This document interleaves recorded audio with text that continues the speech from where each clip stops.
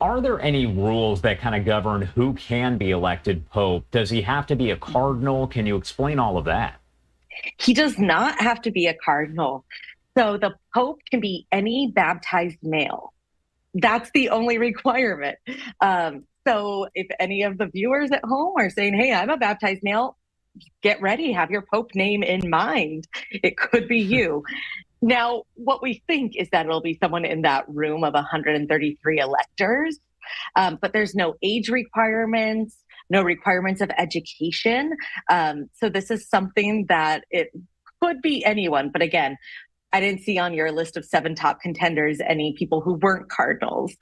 So that would be pretty much a long shot. But that would be an exciting start to a papacy.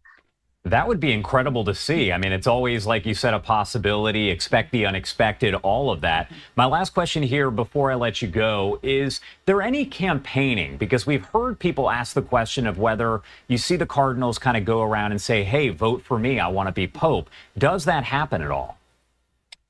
So this is where the movie Conclave kind of paints a picture that's a little different than reality, that there's no open campaigning, especially in the Sistine Chapel.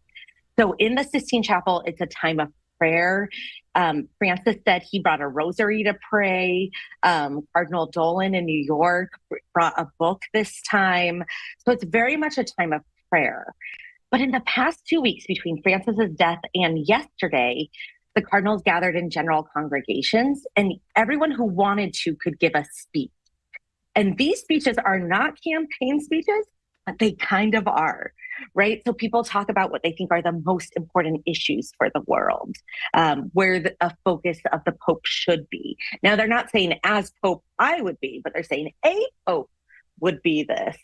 And what Francis got a lot of attention for is, one, he talked about the need to reform the curia, the bureaucracy. And 2, he came in at under time. Most cardinals go way over time. He came in at under time. What we see a lot more are friends of cardinals kind of giving speeches on their behalf, because you don't want to seem too eager to go in and be Pope, right? That's a strike against you. So you have a lot of people who everyone knows, oh, they're best friends. Oh, this person's backing that person. So you see a lot of that kind of people surrounding them, who's talking at coffee breaks, who's having dinner together. You see a lot more of that. And that's where some of the politics comes in. But there's no open campaigning in the Sistine Chapel right now. I anticipate that the Cardinals are moving on to their next vote of the morning, and that it's a time of prayer. I did want to ask, because I'm hoping that maybe you have some kind of idea here. Again, this is a question that is purely hypothetical, but right now we have not seen any smoke come out of there. We know that if the second round of voting does end with no one receiving that 2/3 majority, there won't be any smoke, and they'll move on to the third vote. At this point here, after 5 a.m. Eastern time, does that likely mean that they have moved on to the third vote? Or since this is all in secrecy, do we really not have an idea? So the answer is we have no idea. I think they're on to the third vote because it's very unlikely that a second vote would result in a Pope. But the kicker here is that last night, as you said, it took so long for them to have the black smoke. And we don't know why, because there's an oath of secrecy. So could it have been that one Pope or one cardinal put in too many ballots by accident and they had to redo the vote? Could it be that someone preached for too long at the mass that started? Or this is the largest conclave in history. So does it just take a long time for 133 people to vote? So that, since last night took so long, that's casting a shadow on today, and we have no idea. It could come in the next hour, but I think that's very unlikely. I think we're going to see it closer to 6 a.m. After a third vote. And I'm looking at the different views that we have. I've been showing of the chimney at the Sistine Chapel, and we have at least 3 different views. So we're keeping an eye on it. The second we see any kind of smoke come out, of course, folks watching are going to see it. There's going to be folks who are gathered, thousands upon thousands of people. I did want to show a crowd shot, but it looks like it went away. But so many people are gathered just waiting to see, and they will do that each and every day. Any kind of prediction as to how long this is going to take? Do you think a pope will be elected today on day 2? I'd be with the 41% of your viewers who think it's going to happen today. I think it's going to happen in the evening tonight.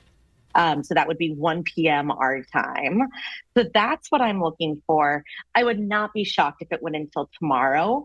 The talk around town in Rome is that they want someone to give the traditional Pope speech on Sunday, the Sunday Angelus. They want someone to be able to do that. No, that makes sense. And I actually want to show you this because it's interesting. We were just talking about what the viewers are saying. And as I pop this up here on your screen, I don't think I've ever seen this before. 50-50. And we have hundreds of votes that have come in, and somehow 50-50. So if you still want to cast your vote, do you think we will see white smoke today? Just scan that QR code on the top right-hand side of your screen, or go to livenowfox.com/connect, and you can cast your ballot.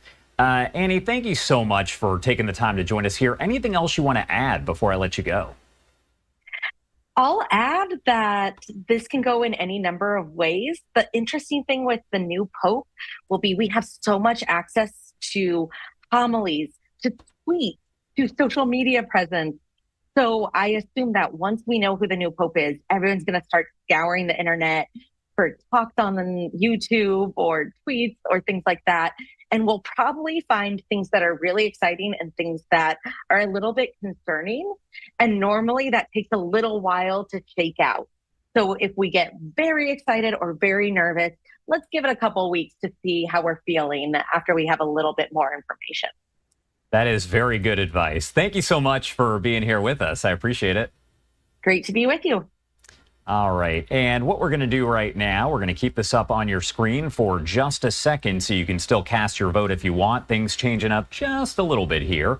As the question is, do you think we will see white smoke today?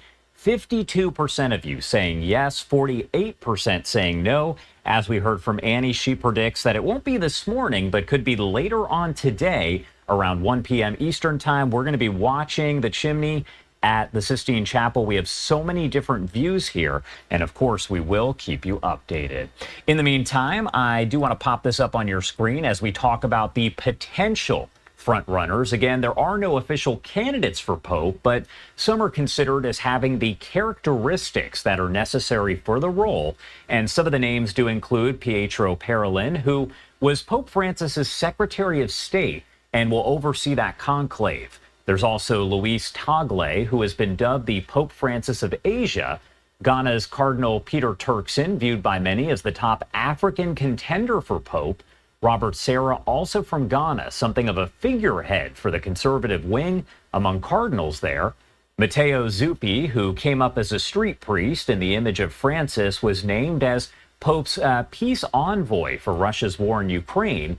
And Peter Erdo of Budapest is believed to be the leading contender among conservatives, having been appointed cardinal by Pope John Paul II. Also, Pier Battista Pizzaballa is the Latin Patriarch of Jerusalem and offered himself up as a hostage in exchange for the release of Israeli children who were abducted back on October 7th of 2023. Also, you're not seeing this on here, but important to note that Raymond Burke is a native of Wisconsin and the former Archbishop of St. Louis. He's considered to be the leading American candidate. The question that we've received from a lot of people is whether an American can be Pope. Now, we do have another expert joining us here in just about 45 minutes, and we'll break down much, much more here on Live Now from Fox. Going to head to a quick break here at 5:15 on the East Coast and 2:15 on the West Coast. You're watching Live Now from Fox. We'll be right back.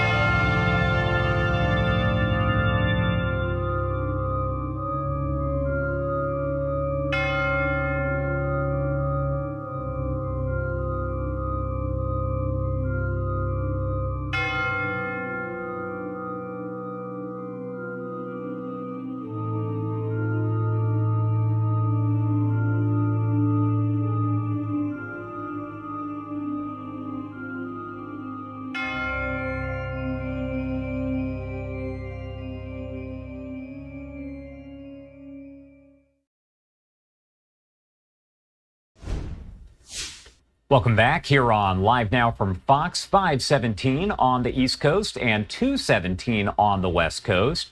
My name is Josh Breslow, and I'm here to bring you all of your papal conclave coverage as the morning does continue. We know there is the potential for the second and third vote of the conclave here. 133 cardinals gathered in the Sistine Chapel, and we do have this live view, one of many that does show the chimney there as we await the possibility of white smoke if a pope is elected after the second or third vote there. Now, if a pope is not elected after the second vote, we won't see any smoke. But if a pope is not elected after the third, we'll see that black smoke. And then essentially the cardinals will break for lunch, so to speak, and then cast more ballots later on. So again, we are watching this very closely to see exactly what happens here. But again, that is a live look at the chimney over the Sistine Chapel. We've also been checking in with our Fox 29 Philadelphia team. Jason Martinez has been live out there and just filed this live report. So the Cardinals right now, as we speak, are likely voting because that did begin at around 4:30. So lots of developments happening now. I guess you can say we're on chimney watch at this hour, Jason. Yeah, and the crowds are starting to pick up here at the Vatican. Thousands more than the last time I saw you last hour. So people are starting to gather. We're still probably an hour, maybe a little in change from smoke. If they were to elect a pope, that's when we would see smoke. If not, we wait for the second vote, which is happening at 6 a.m. before we see smoke. So could be a long day out here. I met some folks from Brazil over here. And your name? My name is Carol. Carol, are you excited today? I'm very excited. Yes. I'm waiting for the white. Yeah, the white smoke. Yeah. Yeah. But we are in the team from Dom Guarani from Brazil. Yes. But I don't know. Do you have a favorite cardinal that you're hoping becomes pope? I think the Pietro Parolin. From the Vatican as Secretary of State. Well, thank you very much. Enjoy Thank yourself. you. Wonderful. So I love meeting people from around the world. It's such a melting pot here. So we've been talking about the five cardinals for a very long time, about Parolin being one of them, and a few others as well. I just wanted to run through five more, just in case we see a different face on that balcony at some point. So we made we put some video together here to show you a potential papabiles, and that would be papal candidates. Cardinal Jean-Marc Aveline from France. He's the Archbishop of Marseille, recognized for his commitment to interfaith dialogue and support for marginalized communities, reflecting a progressive stance within the church. And then next you've got Cardinal Peter Erdu from Hungary. He's 72, the Archbishop of Esztergom, Budapest, and he's a prominent conservative voice known for his traditionalist theological positions. Then Cardinal Fridolin Ambongo Besungo from the Democratic Republic of Congo, 65, a significant figure representing the rapidly growing African Catholic community. Another African cardinal, Robert Serra from Guinea, 79. Serra, known for his staunch traditionalist views and has been a vocal critic of modernizing trends in the church. Finally, Cardinal Mario Gresh from Malta, 67. They've said he's a centrist, has emphasized the importance of unity in diversity within the church's decision-making processes. So that just runs the gamut. But what about the off chance that a cardinal from the United States becomes pope? Well, there is a name floating out there, Cardinal Robert Francis Prevost. He is currently based in Rome, but he's Chicago-born, and he's based here in Rome. He's the prefect of the dicastery for bishops. He's also held the president of Pontifical Commission for Latin America. So he's worldly.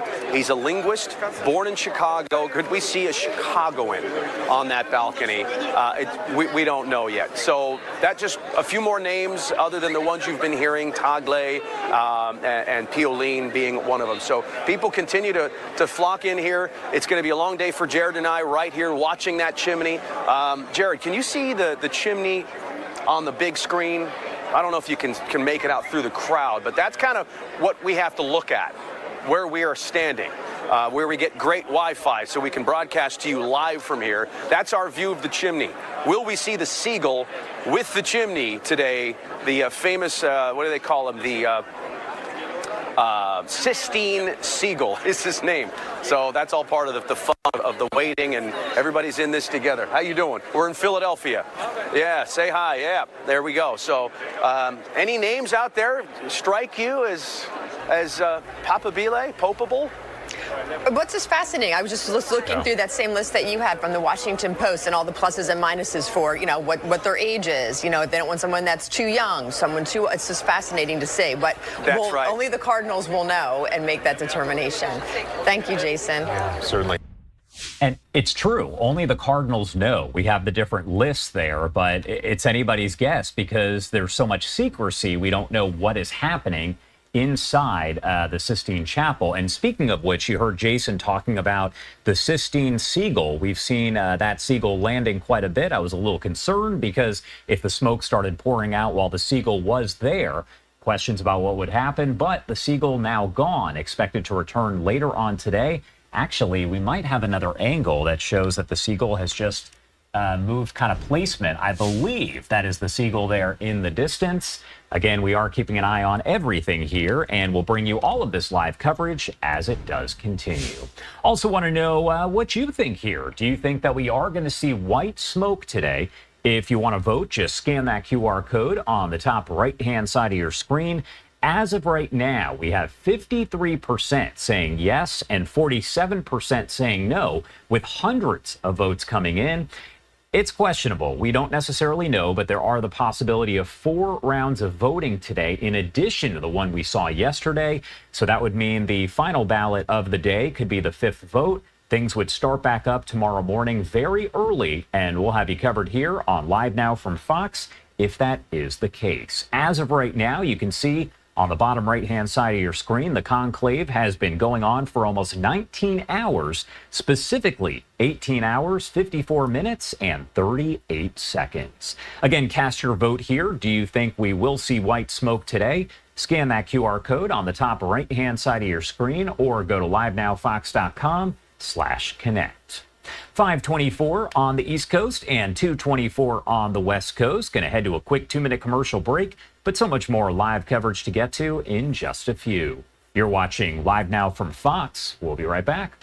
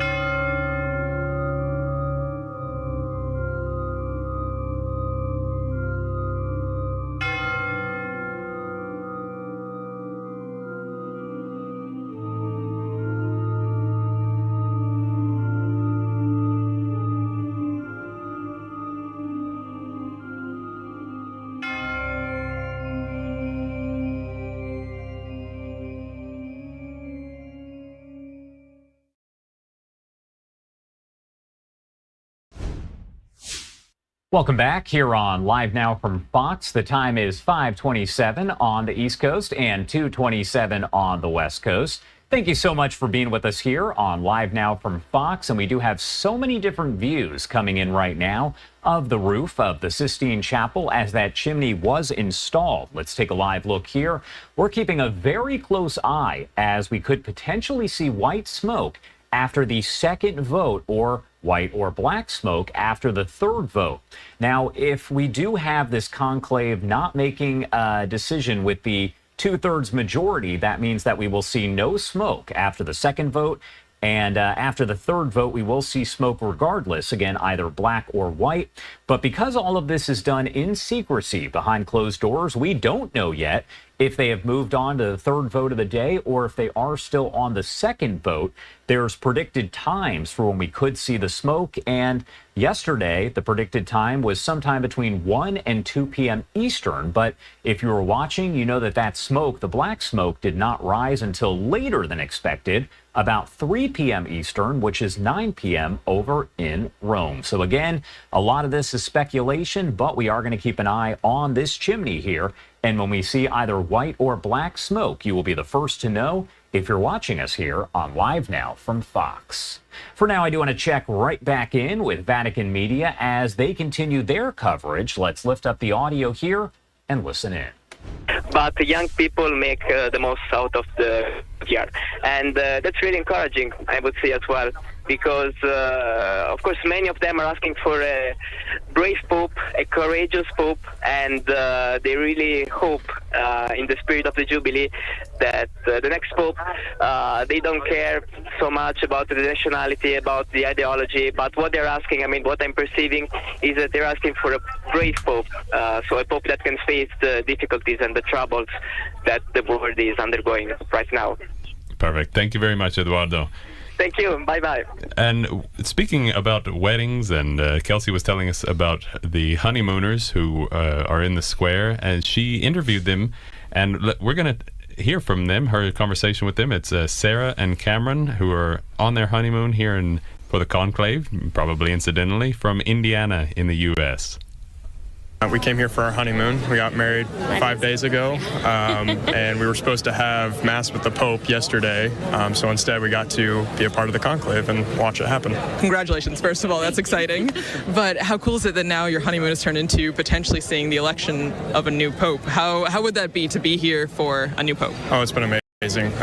Last night we were standing in the square just watching, waiting for the smoke to come. The anticipation's been incredible. Honestly, a dream. I was looking forward to Mass with the Pope, but this is a once-in-a-lifetime opportunity. For sure. For sure. And all of our family, now that they know we're here, they're like, all right, give us the play-by-play. What's going on here? So it'd be really cool if we get to see the white smoke today. How would you describe the atmosphere here today, yesterday? Excitement. Everyone's very joyful, looking forward to what will happen next. No one knows who it's going to be, so whatever it is, it's going to be a mystery, and everyone's excited for it. Yeah, I would say the same. Okay. And just lastly, do you guys have any hopes or what you expect from the new Pope for the future of the church? I mean, there's a lot going on in the world right now, and just really to be a leader in the church. Whatever it may be, take a stance and move the church forward with whatever that may be. And that was Sarah and Cameron, who are coming in from the U.S. state of Indiana on their honeymoon. Kelsey also spoke to another priest, a student priest here in Rome from the Archdiocese of Bombay in India. His name is Father Prashant Padu. Let's hear from him. Did you come specifically for the conclave? Not really. I'm doing my studies over here in Rome. So since it's time of the conclave, I thought it's the best time to be here in the square. So probably get to witness the white smoke and also the new Pope. And why do you think so many people from around the world, whether they're Catholic or not, come to the square during this time of the conclave? I think the Pope is like a very important figure. The Pope has some standing, whatever the Pope says, the world listens. It's not only the Catholics, but people all around the world, they listen to what the Pope says and they respect the Pope's views. And therefore, you see that there's a lot of respect for the authority of the Pope. And that's why people come here. And I think the Church has had a wonderful tradition of having very good popes who have led the church and even given guidance to the world in their pontificate, and therefore to witness this historic event will be a blessing for all of them also, and that's why they come over here. And that was Father Prashant Padu, a student priest here in Rome from the Archdiocese of Bombay.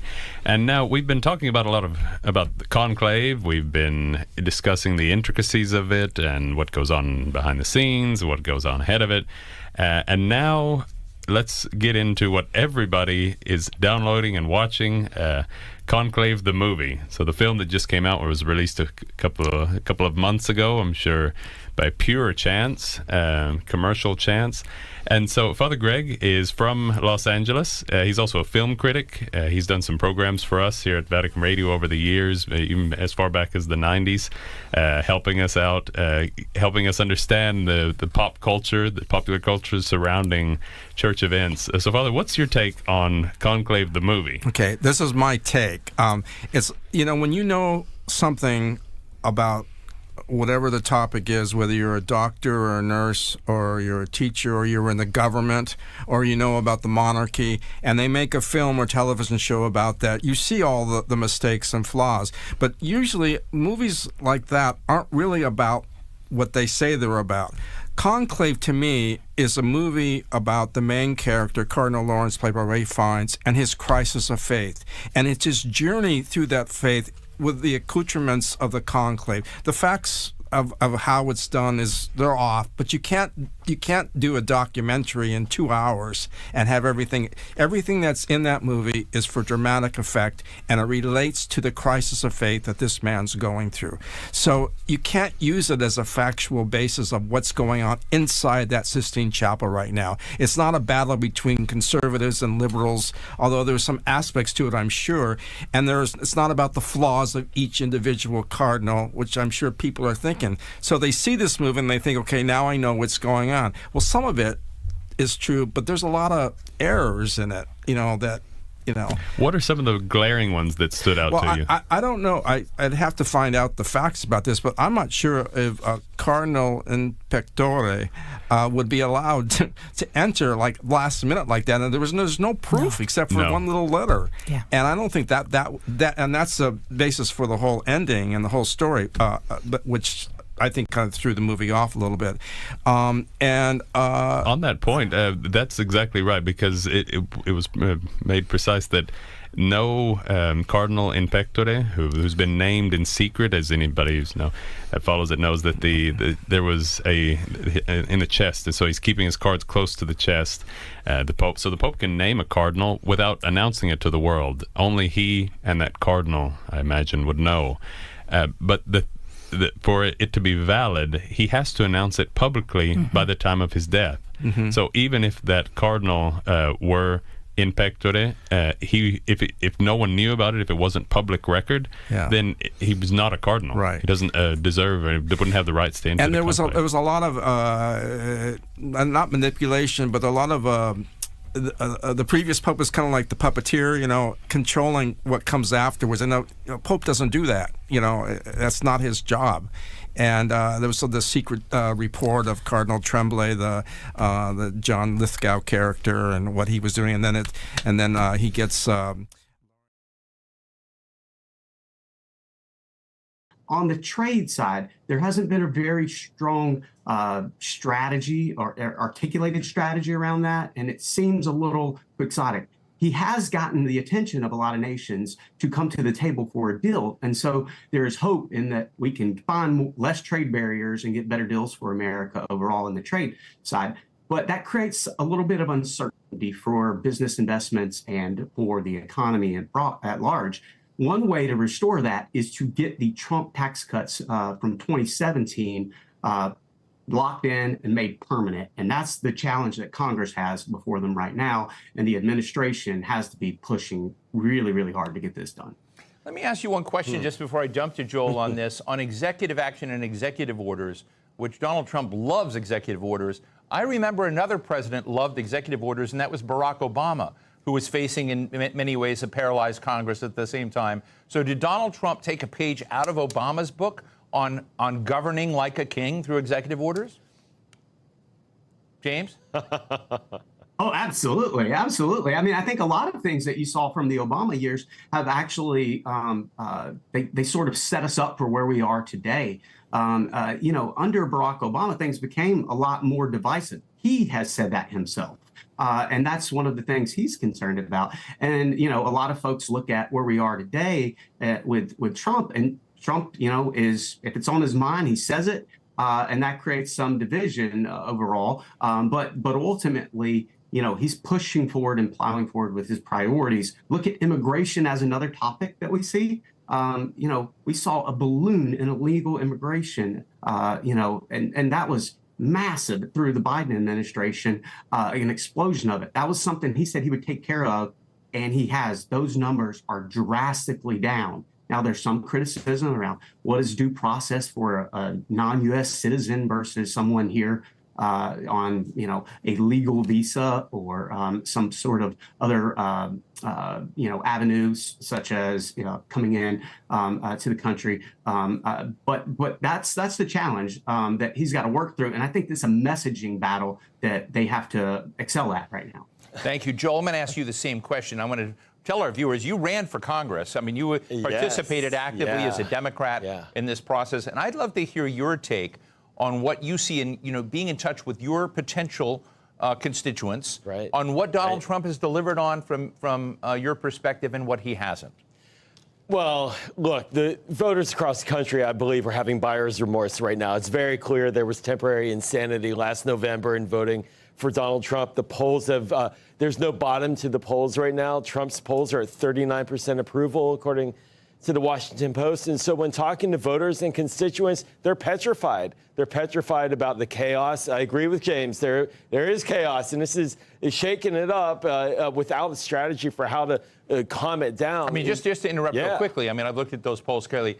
There still is, while you look at the aggregate number of Americans, and I understand that, but overwhelming support in the Republican Party itself for what Donald Trump is doing. But he didn't win this election by just getting Republican voters. And this is the really crucial point, which is that, and this is where my party failed, we lost a significant chunk of black and brown voters, of independents in key swing states that swung the election to President Trump.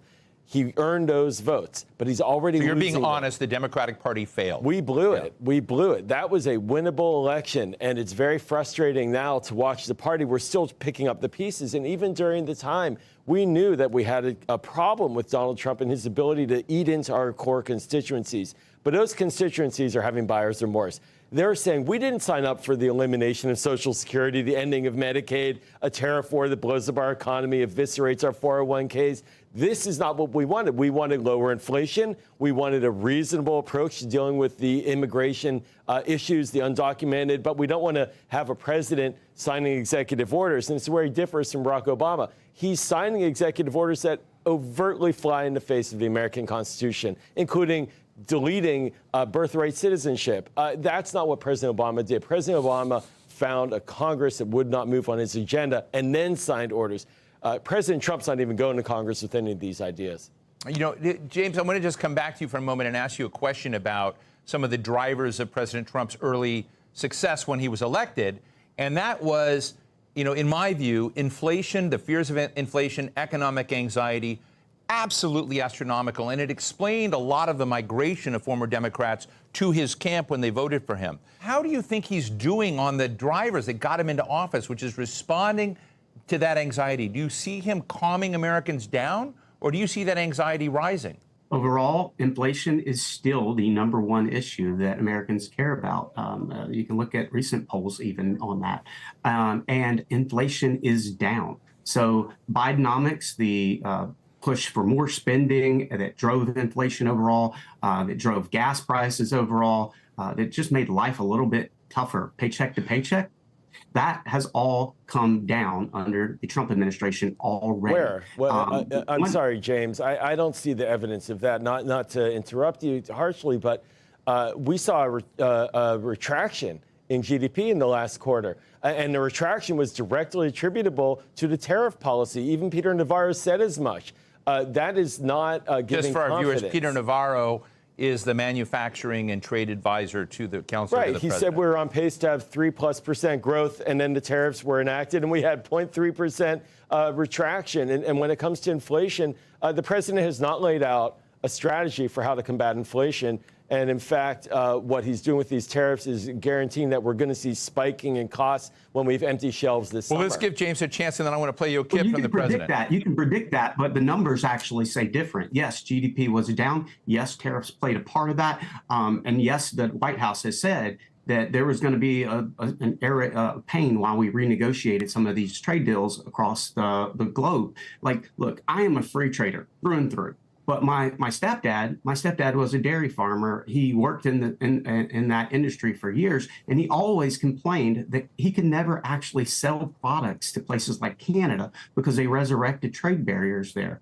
Now, I'm not one to want to, go into a big trade fight, but if we can negotiate deals that lower the trade barriers, then that, I think, is a win for Americans. Well, and we have seen a lot of countries come to the table to say that they're willing to do that. So I am hopeful and optimistic that we can lower the temperature in the room a little bit and get some better deals that will drive growth. In terms of GDP, everyone said 4% GDP was not possible in the Trump's administration last time, and it happened for consecutive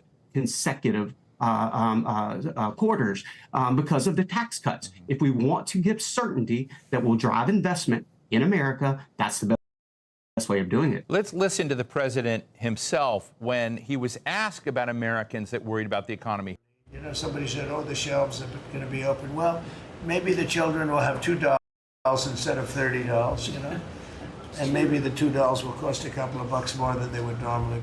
Did we just hear something that's going to hang around the president? Just a kind of indifference. We're talking about child's toys and whatever, and I get that he's trying to, minimize that.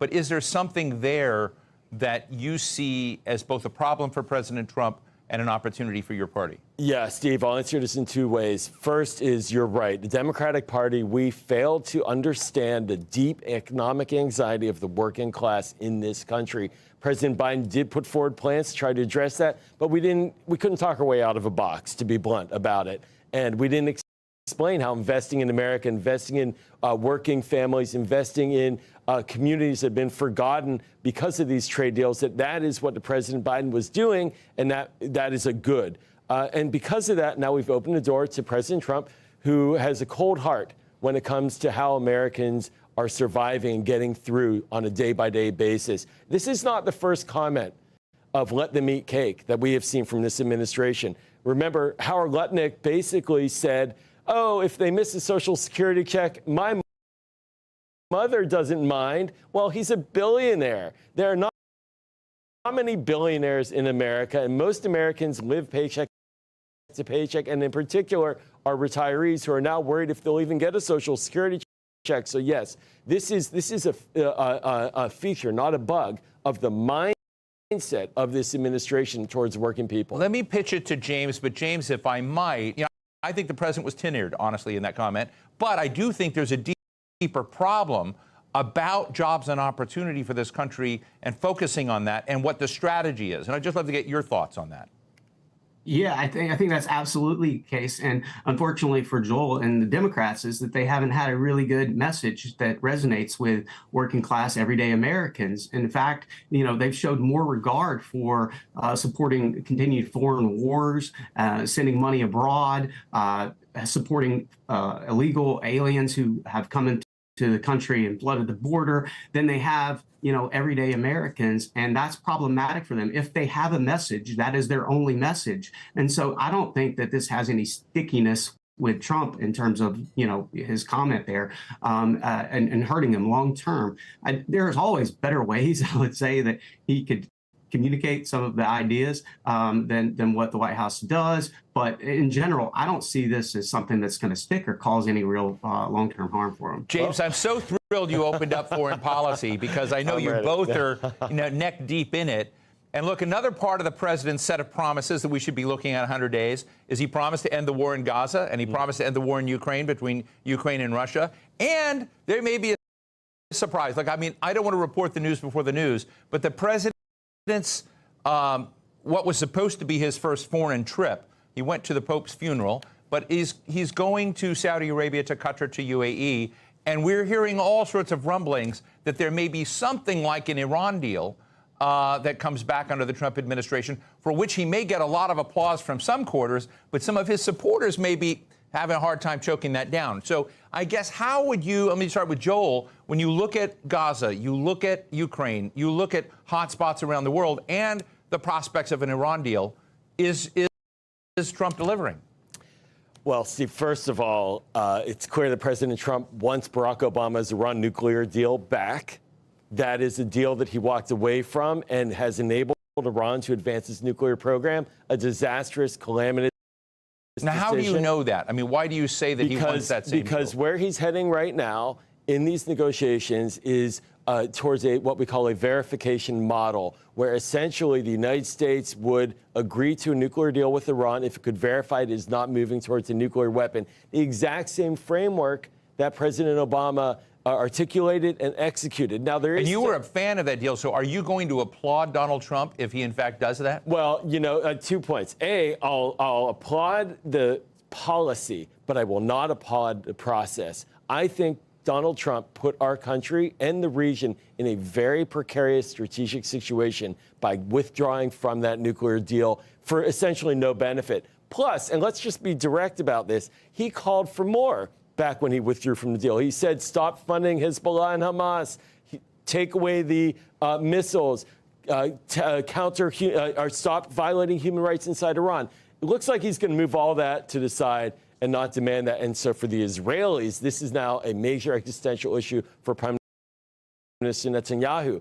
Will he articulate opposition to an Iranian nuclear deal that President Trump advances like he did to Barack Obama, or will he swallow hard and accept it? And I think that's just a symbol of the confusion of the foreign policy of President Trump, not to mention the fact that he's taking Vladimir Putin's talking points in his negotiations with Ukraine and has walked away from helping the Palestinian people and ending the war in Gaza. James, you made an interesting comment that I heard very, very carefully, listened to carefully, which was that Donald Trump was trying to bring an end to these essentially forever wars, change that equation. But how would you grade? Is it too early to grade him on the Gaza conflict, on the Ukraine conflict, and how are you seeing the prospect of a major Iran deal?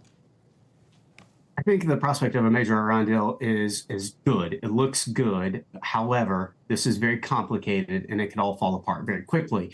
You have all these different parties that you have to bring to the table in order to really have a deal that has teeth to it. And I think that was the problem with Obama's Iran nuclear deal. It didn't have any teeth to it. We weren't actually, I'm sorry, we James. weren't actually leading in. I apologize. I can't hold back on that. That was a multilateral agreement that had International Atomic Energy Agency inspectors committed to verifying, and our intelligence community assessed that it was being followed by Iran for multiple years, including during the Trump administration. So that's just not accurate. Back to James. So why do we see Iran continuing to develop because nuclear weapons? we withdrew from that deal.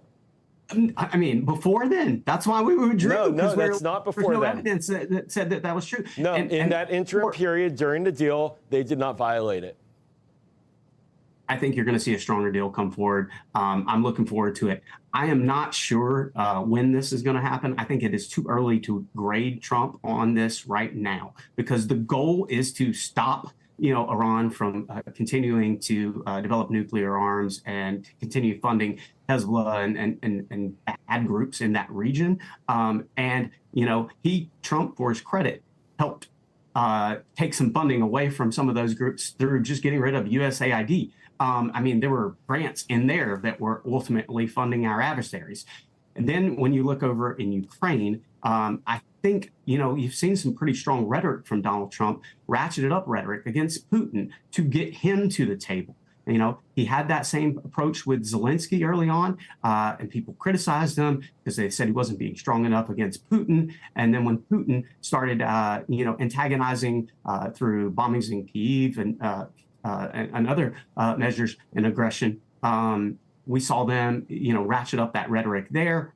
I think there is a small window for an opportunity in Ukraine as well. We'll have to wait and see before we can give them a grade. James, I would love to get your take on, you were at DOD. Do we need friends to basically succeed in countering a lot of what China's doing in the world? Is it smart from your perspective? Would you give Donald Trump an A in how he's handling China, but at the same time distancing ourselves on a lot of fronts with various core allies of the United States?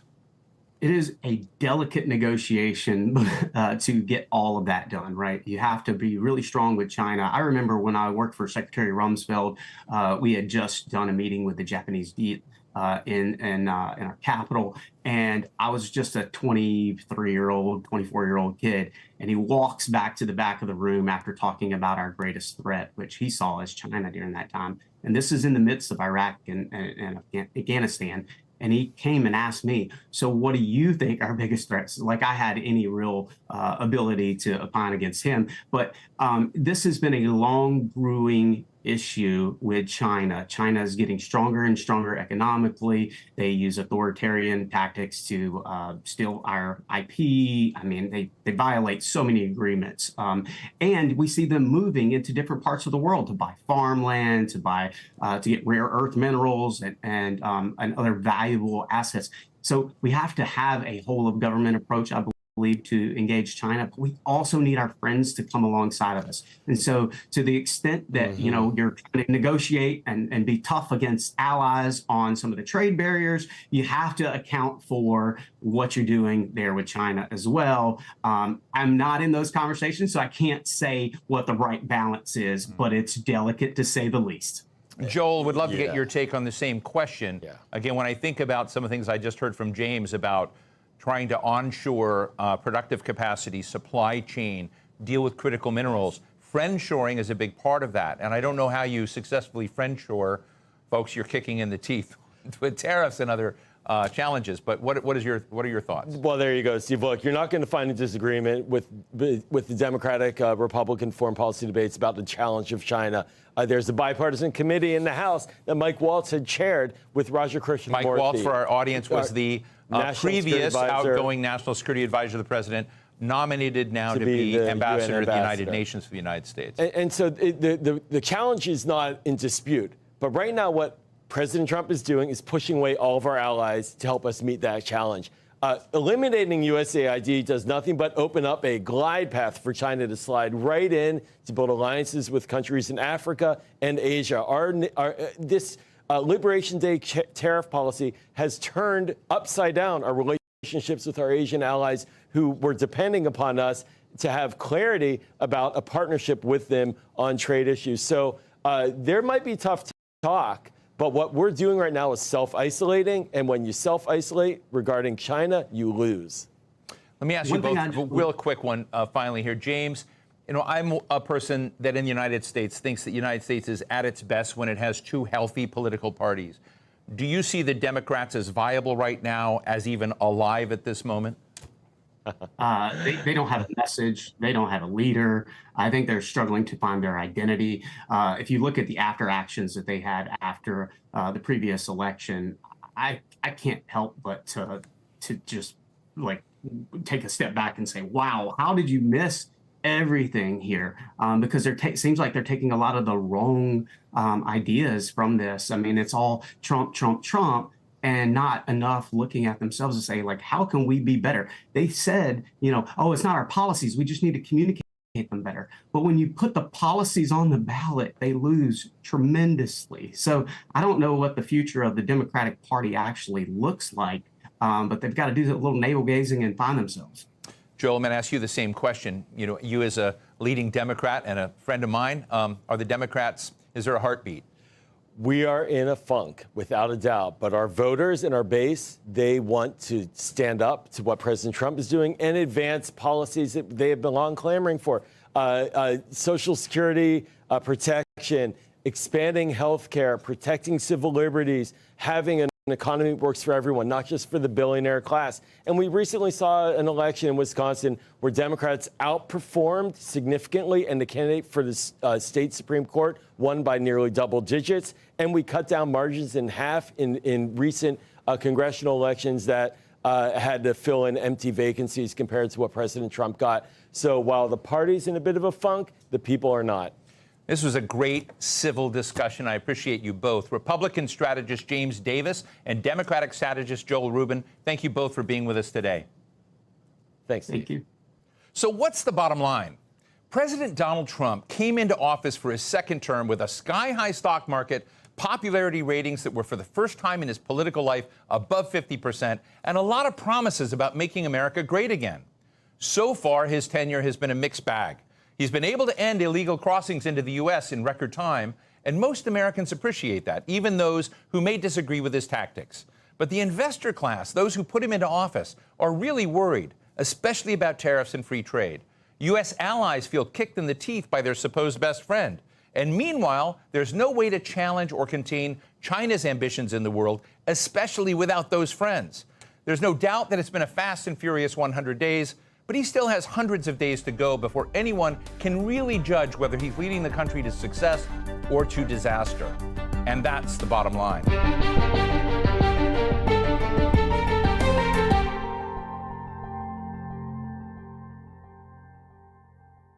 May on Al Jazeera. With US support uncertain and Russia's continued attacks, Ukraine faces a pivotal moment in battle and in diplomacy. Rigorous debate, unflinching questions, upfront cuts through the headlines to challenge conventional wisdom. Palestinians mark 77 years since the Nakba, or catastrophe, marking the ethnic cleansing of historic Palestine. Protests are expected across the occupied West Bank. Fight for the Pacific examines how efforts to increase their influence over the Pacific Islands is escalating US-China tensions, told through the voices of islanders. Venezuelans vote in regional and parliamentary elections just months after President Nicolas Maduro was sworn in for a third term. May on Al Jazeera. In July 2024, protests by Bangladeshi students led to the downfall of Prime Minister Sheikh Hasina's authoritarian rule. In the second of a two-part investigation, 101 East asks, what's next for Bangladesh? The Mother and the Monster, Part 2 on Al Jazeera. Hard-hitting interviews. The result of the referendum was 50.5% to 49.5%. This result is statistically impossible unless there is some serious interference. Facing realities. What are the guarantees in Syria, a vibrant democracy based on the rule of law and based on tolerance? We are representative of the entire spectrum of the people. We wish to have the people represented well and fairly.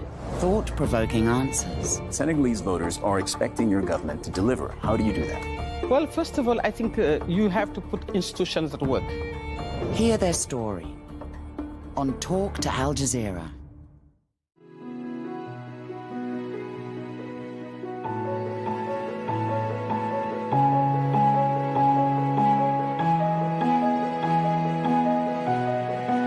Al Jazeera, wherever you are.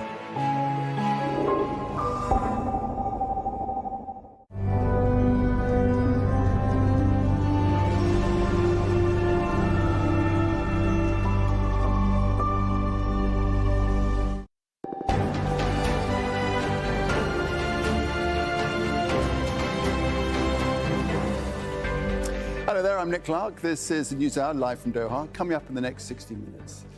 India says it's targeted Pakistan's air defense systems after several people were killed by Pakistani shelling in Indian-administered Kashmir. Islamabad says it shot down 12 Indian drones overnight, including in Karachi. Israeli airstrikes target Palestinian homes across Gaza, killing entire families. No decision as yet as to who will be the next pope. In the latest round of voting, cardinals in the Vatican have failed to choose the next head of the Roman Catholic Church. And a deepening of trust. Xi Jinping is in Moscow to attend Victory Day celebrations. I'm Joanna Gajrowska with the sport as Paris Saint-Germain reached the Champions League final. The French side beat Arsenal 3-1 on aggregate and will now face Inter Milan as they look to win the competition for the first time. At the end of the month.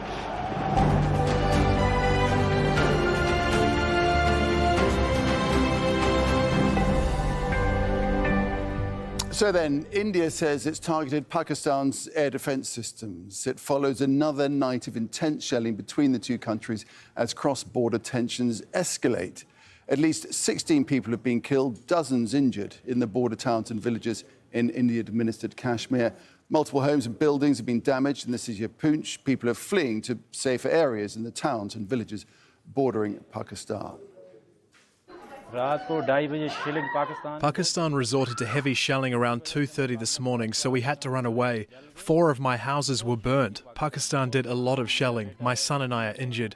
There were 14 to 15 small explosions during the cross-border shelling during night. Children and elderly are in state of fear and panic, and that is why they have fled their homes. Well, Pakistan says it shot down 12 drones overnight, including some targeting Karachi. India struck Pakistan with missiles on Wednesday, killing at least 31 people. New Delhi blames Islamabad for an attack that killed 26 tourists last month, but Pakistan denies involvement. Last night, that is the night of 7th and 8th May, India has undertaken yet another blatant military act of aggression against Pakistan by sending Harap drones at multiple locations. Pakistan Armed Forces, being in a high state of alert and vigilance, have so far neutralized 12 Harap drones at various locations. These locations are Lahore, Gujranwala, Chakwal, Rawalpindi, Attak, Bahawalpur, Miano, Chor, and near Karachi. All right, let's speak now to Major General S.B. Asthana, who's a former Director General of Infantry in the Indian Army. Joins us now from New Delhi. Sir, great to have you with us here on Al Jazeera to talk about this important story. First of all, can you just give us what your thoughts are on India saying it's targeted Pakistan's air defense systems? What more do you know, and how do you think this plays into the tactical situation? See, we don't know about what Pakistan is talking about the air defense system, as the other speaker was saying, but I can certainly say that we decided to take on the terror camps, and we have very successfully taken on all the terror camps, and they were all precision strikes directed towards terrorists. These were non-escalatory, non-military strikes, purely and squarely directed towards terrorists who have launched various terror operations in India. You say non-escalatory, but India would know that its actions will force a response. Is that not escalation? See, it is up to, the choice is up to Pakistan. We told Pakistan a number of times not to get involved in the terrorist activities on Indian side and destroy and not sponsor any terror camps there. If they have not done it themselves, then we have been forced to do it. It's a response from our side, not the other way around. They launched a terror attack in Pahalgam in which 26 tourists were killed. So the response, that is the last of the act. And this response is for a number of terror acts which have preceded this particular terror act as well. There's a lot of tit for tat going on here, a lot of accusations both ways. As dispassionately as you can, Major General Asthana, how dangerous do you think this current situation is, given where we are right now, and what could be the expected response from Pakistan to India's attack? See, Pakistan should see sense. As far as we are concerned, we are prepared for all eventualities. We have launched a non-escalatory. I keep repeating why I am saying non-escalatory, because we have destroyed target camps and terrorist camps, which they did not do it. The whole world knows Hafiz Saeed is an internationally designated terrorist. These organizations are internationally UN designated terrorist organizations. Now, if they continue to remain there, and if they don't destroy, and if they harm us, then obviously we have a right to respond and defend ourselves. And this is purely and squarely right to defend ourselves. Now, as far as Pakistan is concerned, it depends on them.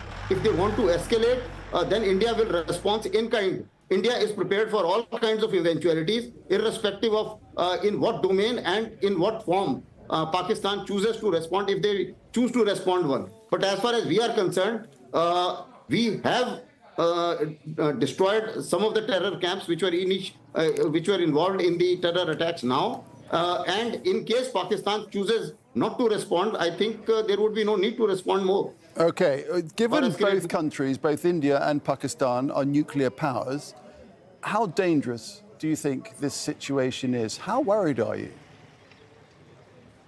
certainly not worried, because as far as this nuclear bogey is concerned, we have called it out earlier as well.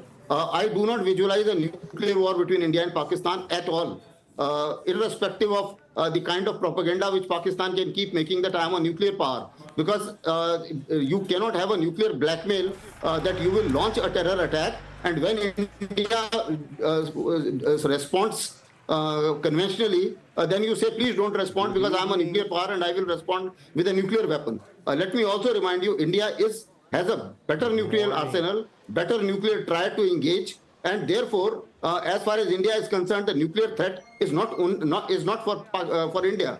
So let's be quite clear on this issue, that India will not be outdone by the nuclear blackmail of Pakistan, and therefore, if they continue to wage proxy war against us and continue to attack civilians of India, India is going to respond in kind. And as far as the nuclear hangover is concerned, I don't think we will be deterred by the nuclear blackmail of any kind. Just finally wrap this up with the fact that, obviously these tensions have been simmering from years, occasionally boiling over.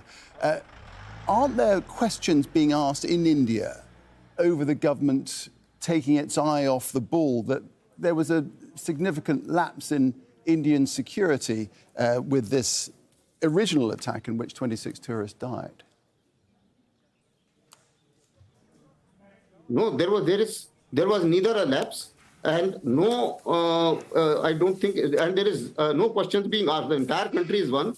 Everybody is absolutely firm that Pakistan need to be given a reply. And this attack, which was launched on 22nd, that is the terror attack, this has been condemned by one and everyone in India. There are no voices against any kind of response of any kind. And as far as lapse is concerned, I don't think there was any security lapse.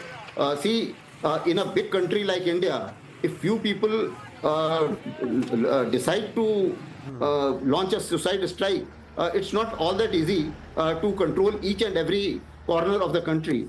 And therefore, the question is of deterrence. Therefore, India has decided to put adequate deterrence so that even if somebody does such kind of misadventure in future, he is deterred by the consequences of it. So that is how India is responding, but we are responding very responsibly. All right. And Major General, we'll leave it there. We're running out of time. We need to move on. I think we've covered all this ground. I do appreciate your analysis of the situation. That's Major General S.B. Astana, former Director General of Infantry in the Indian Army. Thank you, sir.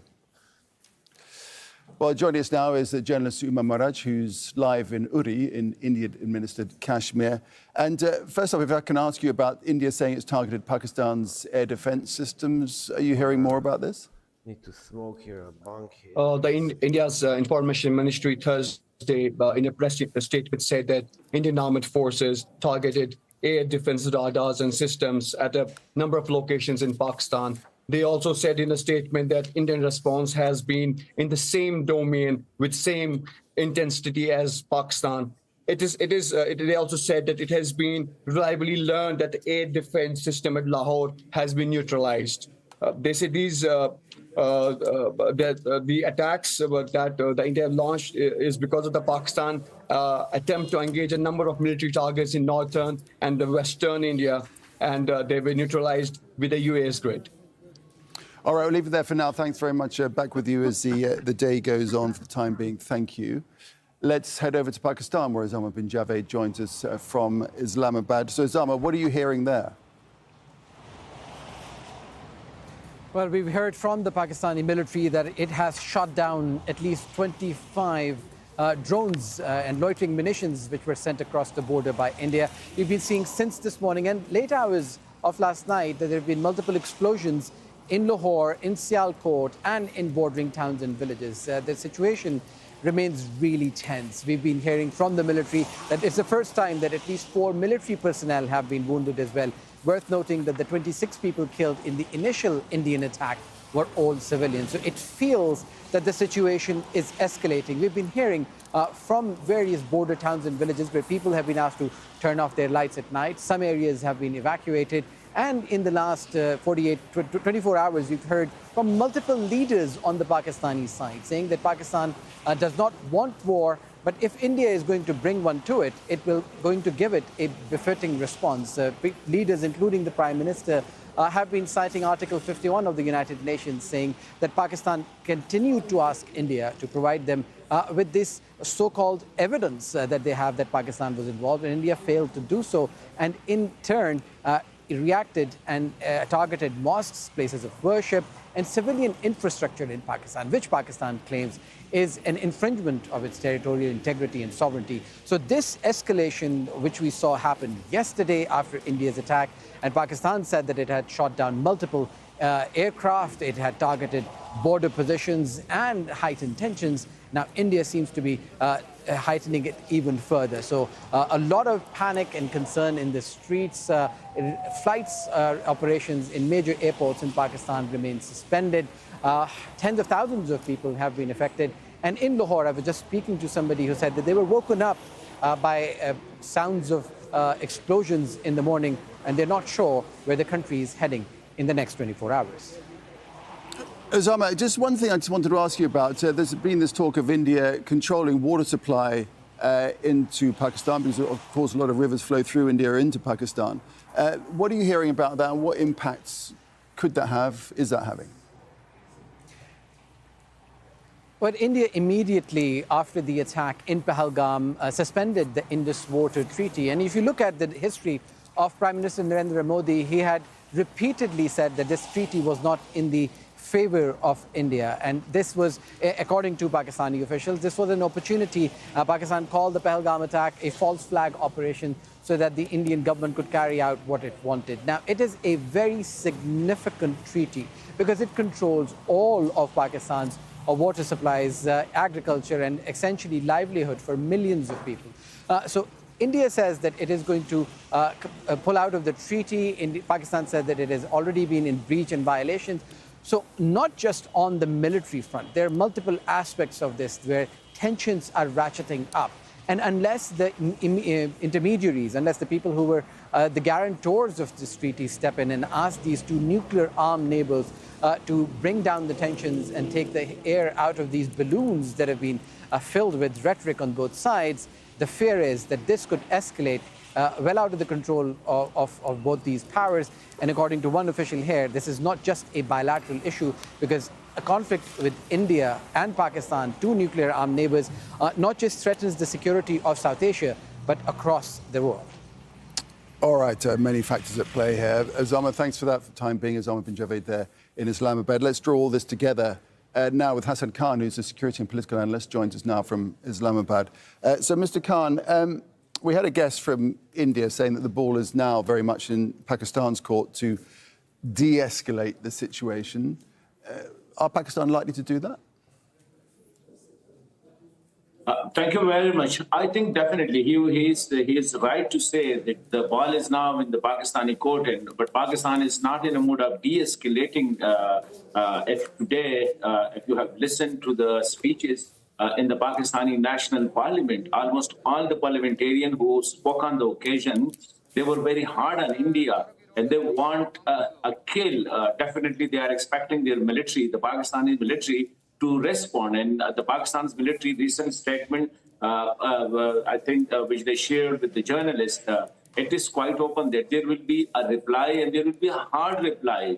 It is also being committed that most probably the civilian targets will not be targeted. Although India has initiated this process of targeting the civilian and also crossing the international, violating the international border. So I think Pakistan most probably will go for de-escalation once it retaliates. And most probably the retaliation will be done within the next 24 hours. So I don't believe that even Pakistan's military will bear the pressure of the Pakistani people who are waiting. So I think what we are expecting, if the international community intervene and some steps are being taken by India, because it is not up to India to launch an attack and then opt for a ceasefire. Pakistan has its own option. The Pakistan's military and the Pakistani government say that we are going to exercise that option not to let India make it a new normal. Whenever there is an attack inside India, it accuses Pakistan without Hassan, investigation and it launched attack Let me against jump in Pakistan. there, Hassan, as we're also hearing from our correspondent about the this issue of water and black the or Indus white water smoke. They treaty just and want to how- see the historic moment of smoke rising from the Sistine Chapel. It's really exciting to be so close to it all. And it's interesting because we saw the images, and like you were saying, there are so many people who are out there and just waiting. And then once we saw that black smoke, people took pictures and then kind of shuffled their way out. Can you explain for folks what happens next as the day progresses? Yes, so right now the Cardinals are going to break for lunch and they're going to take a few hours back at their dormitories before they'll head back into the Sistine Chapel. So surely over these next several hours, more conversations will be had. They'll try to realistically figure out who can get that magic number of 89 votes. That's the 2/3 majority needed to become the next pope. And then they'll return to the Sistine Chapel. And so in about 5 hours from now is when we'll start looking for smoke again from the Sistine Chapel. So that's why those crowds are filing out there, going to enjoy their day around Rome, and maybe they'll head back later this evening to see if we get white smoke this evening. And before I let you go, Rebecca, this is obviously a very secret process. So we really don't know what's happening inside the Sistine Chapel. There's a lot kind of left up to the imagination, right? Exactly. And now, we're reading the press reports from the Italian press here. They're really rallying behind the Italian Cardinal Pietro Parolin. So that's who they believe is going to be elected as the next pope. But again, he's got to get to that magic number of 89. And the experts say as the votes, continue on and on and on, that's when people's new names could be rising to the top as front runners if maybe these other people that were the suspected front runners can't get to that number of 89. So, it's fair to say it's anybody's game at this point. All right, Rebecca Castor there at Fox News. As always, thank you so much for taking the time to join us. We appreciate it. Thank you. And I do want to take a live look here over Vatican City once again. That is actually an image of St. Peter's Square as folks were packing that area moments ago, and they were just waiting for that smoke. Again, we saw the black smoke, which means that a pope has not been chosen after the third vote.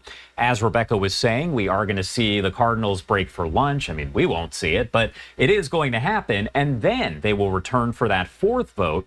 Now, after the fourth vote, if a pope has not been chosen, there will not be any black smoke. They will just go right into the fifth vote, which would be the final one of the day. And then after that, we would see either black smoke or white smoke. Again, folks there are going to keep an eye on the chimney. We are going to do the same. And I'm going to pop up this live image that we have right here, where if you look closely, you can actually see two seagulls. One of them is considered to be the Sistine Seagull that is spotted there on top of the Sistine Chapel quite a bit. But hey, now you got two of them right there. It looks like they are waiting as well to see if it's black or white smoke next. Going to head to a quick break here at 6:19 on the East Coast and 3:19 on the West Coast. My name is Josh Breslow, and you're watching Live Now from Fox.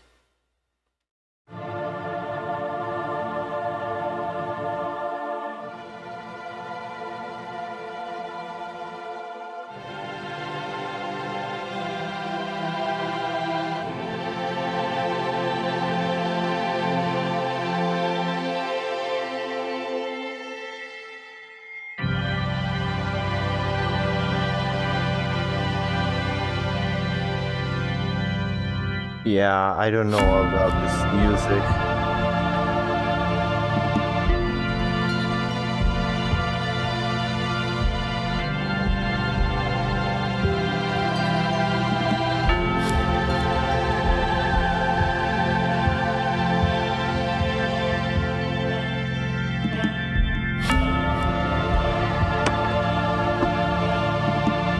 Okay, we can hear me, huh? A bit higher. go back to Al Jazeera. The rubble is believed to be more than 3, as we heard it from the emergency workers who've been working since early hours this morning, removing rubble from the bomb site, trying to save those who might have survived these attacks. But it has been close to 7 hours since the attack happened, and the rescue missions and the emergency workers believe that it's too late now to find anyone surviving under these pile of rubble. A little girl in a tent in Khan Yunis was also killed. All of her family members were critically injured. But what's really concerning right now is many of the people who were displaced from the eastern part of Gaza City, very desperate right now. When they were forced into evacuation and to enforce displacement, they left without taking any of their belongings from their homes. What they try now desperately, go back to the areas that they left 2 months ago and try to salvage whatever they are able to, including the bags of the flowers that they had in their homes. Well, Israel's blockade of all food, water and medical supplies to Gaza is now into its 3rd month. The World Central Kitchen is the latest aid group to stop its work, saying supplies have just run out. The charity says its trucks loaded with food and fuel have been ready at the Gaza border since early March, but Israel has blocked them from entering. Its volunteers have served over 130 million meals in Gaza in the past 18 months. The Israeli military is also continuing its assault on the occupied West Bank. Israeli forces are searching residents who are trying to enter Nur Sham's refugee camp. That's in the north. People living there have been threatened with demolitions. Israeli soldiers are forcing them to now collect their belongings. Israel has destroyed dozens of homes and camps across the territory, displacing tens of thousands of Palestinians. Well, Israel has also launched a wave of airstrikes targeting southern Lebanon. These are some of the latest images we're getting from the city of Nabatea. There have been no reports of injury so far. Israel has attacked Lebanon several times, despite a ceasefire that came into effect in November.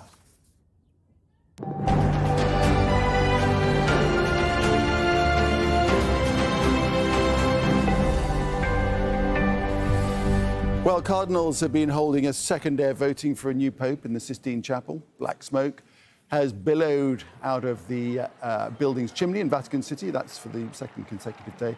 That, of course, indicates that the cardinals did not reach a decision. The candidate needs to secure a 2/3 majority to secure the position as the head of the Roman Catholic Church. Jonah Hull joins us now from Vatican City. So, Jonah, no agreement as yet? No black smoke, as you say. Nick, just half an hour or so billowing from that tiny little chimney poking out of the roof of the Sistine Chapel. Not entirely a surprise, indicating that there have now been 3 rounds of voting, 2 this morning, 1, of course, at the end of the day on Wednesday. All of them inconclusive, failing no single candidate able to secure the magic 89 votes, which is the 2/3 majority plus 1 of this 133 strong conclave. And the cardinals essentially following what we are given to be the schedule. They could be doing anything, of course, we wouldn't know, but what we think they're doing now is that they've gone across to the Casa Santa Marta, the Vatican guest house where they're staying. Most of them are staying for lunch. They will return later this afternoon to the Sistine Chapel around 4 p.m. local time, 2 GMT, for another vote, and then another vote after that. And the next sort of holy smoke moment, if you like, should be sometime after 7 p.m. local time, 5 in the evening GMT. But one caveat to that, if any of those votes are successful, are conclusive, well, then we could see white smoke much sooner than that. And a note of context to help understand how things might be going or how long it all might take. Remember that the 2 previous popes, Francis and Benedict, were both elected by the end of day 2, and this is day 2. Francis after 5 votes in 2013, Benedict slightly quicker earlier in the afternoon after just 4. And Cardinal Battista Re, he's the Dean of the College of Cardinals. He's too old to be in this vote, but he delivered the Mass and the homily on Wednesday. He was on a visit to Pompeii this morning, asked when he thought it would happen, and he said he hoped by the end of day 2. And Jonah, of course, well, it's anyone's guess who's going to get elected, at least looking in from the outside. Take us through the contenders, if you would.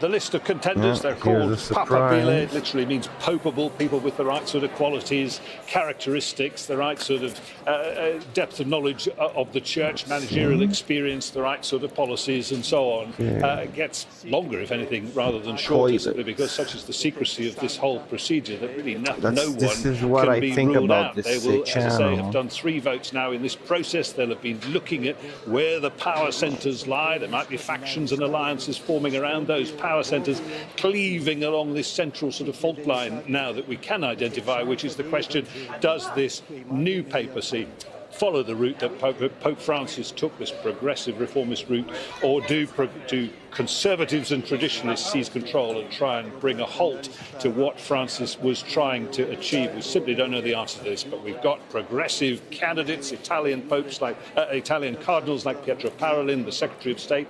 He's a big power centre. He's essentially the Prime Minister of the Holy See. Matteo Zuppi, a diplomat, very close to Pope Francis. Mario Gresh from Malta is another on the progressive Franciscan side, if you like, of the vote. And then conservatives line up around people like Peter Erdo from Hungary. Some African papal spiritual candidates like Peter Turkson from Ghana, like Robert Sarah from Guinea. And then there are some crossover candidates. One in particular stands out, Pier Battista Pizzaballa. He's the Latin Patriarch of Jerusalem. He is known for walking a fine line, particularly through the conflict in the Middle East, somebody who is able to balance both sides, who memorably offered to surrender himself following October the 7th for the return of children who'd been taken hostage by Hamas. That's where things stand. Look, nobody knows. It's as simple as that. Nobody knows in the world, keeping an eye on that little old chimney. Jonah, for the time being, thanks very much. Jonah Hull there in the Vatican City. To Senegal, tens of thousands of Catholics and even some Muslims join a sacred pilgrimage each year to honour the Black Madonna. A coastal town once blessed by Pope John Paul II now draws new prayers as the Vatican mourns Pope Francis and the world awaits his successor. Nicholas Hack reports now from Popengine. A rose for the Madonna, she whispers. Mama Maria.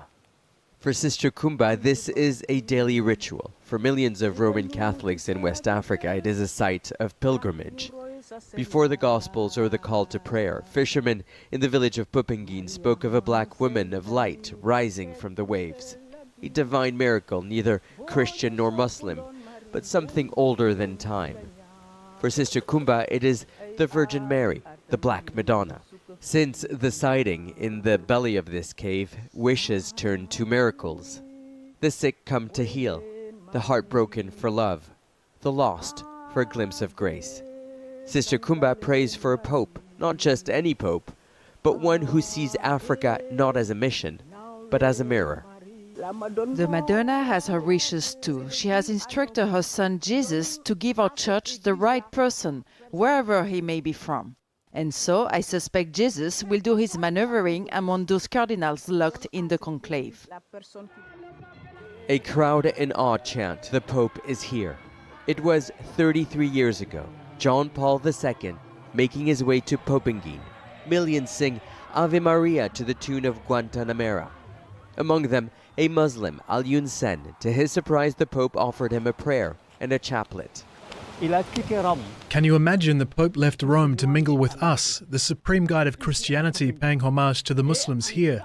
And so the Muslim women from the village built the foundation of the newly refurbished Church of Popengine, a source of pride for Sen. It's not just the Virgin Mary that's black. Look at the paintings on the walls inside this church. They're depictions of the Christ bearing the cross. This is a deliberate message to this congregation, but also to the Roman Catholic Church, that a person of color can lead the faith. It is the fastest growing religion in Africa. The future of the church is away from Europe, in the greater south. And yet, in 2,000 years, only one black pope. In Popengine, they pray for a small miracle to happen and for change to come. Nicholas Hawk, Al Jazeera, Popengine. Still ahead here in Al Jazeera, why thousands of African ants put these Belgian teenagers in the dock in Kenya. We've got sport coming up too. The defending NBA champions suffer another shock in their playoff series. Joe will have all the details on that and a lot more.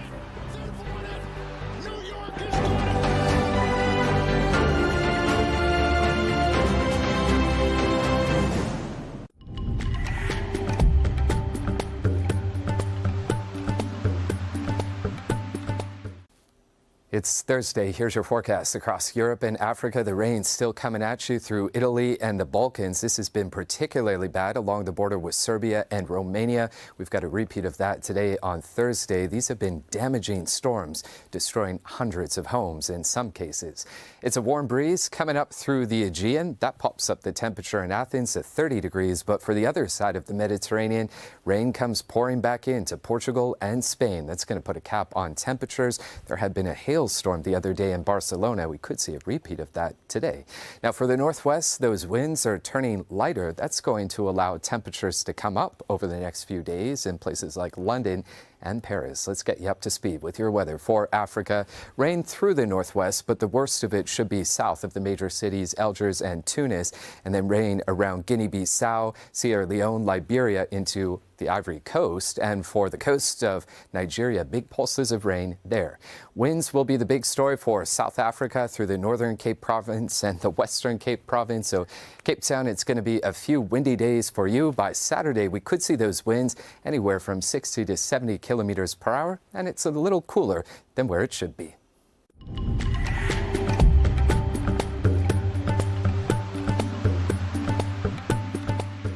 The Pacific, the largest of the Earth's oceans, has become a critical battleground for global power. And those caught in the middle are left to grapple with what lies ahead. In a new 4-part series, Al Jazeera explores a new era in a region central to the escalating US-China rivalry and its impact on the lives of Pacific nations. Fight for the Pacific, coming soon on Al Jazeera. 11 days that ended more than 60 young lives.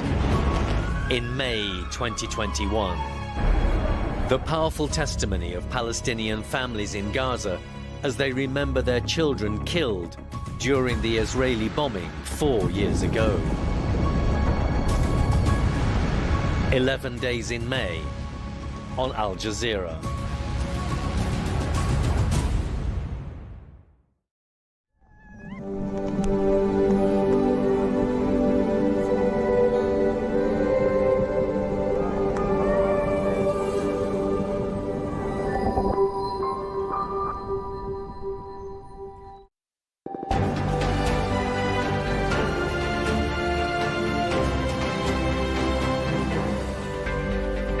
Hello again, you're watching Al Jazeera. A reminder of our top stories this hour. And India says it's targeted Pakistan's air defense systems. Follows another night of intense shelling between the two countries as cross-border tensions escalate.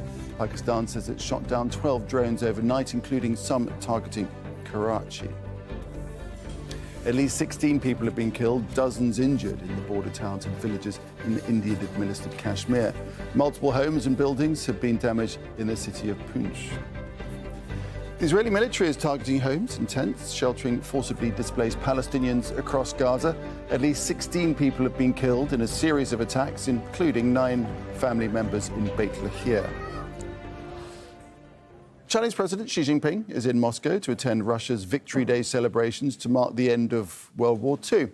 Xi was given a ceremonial welcome in the Russian capital as he began his 4-day state visit. He'll join a number of other world leaders on Friday to commemorate the defeat of Nazi Germany by the Soviet Union and its allies in World War II. Let's get the very latest now from Moscow. Yulia Shapovalova is standing by for us. So, Yulia, what topics are most likely to dominate discussions there?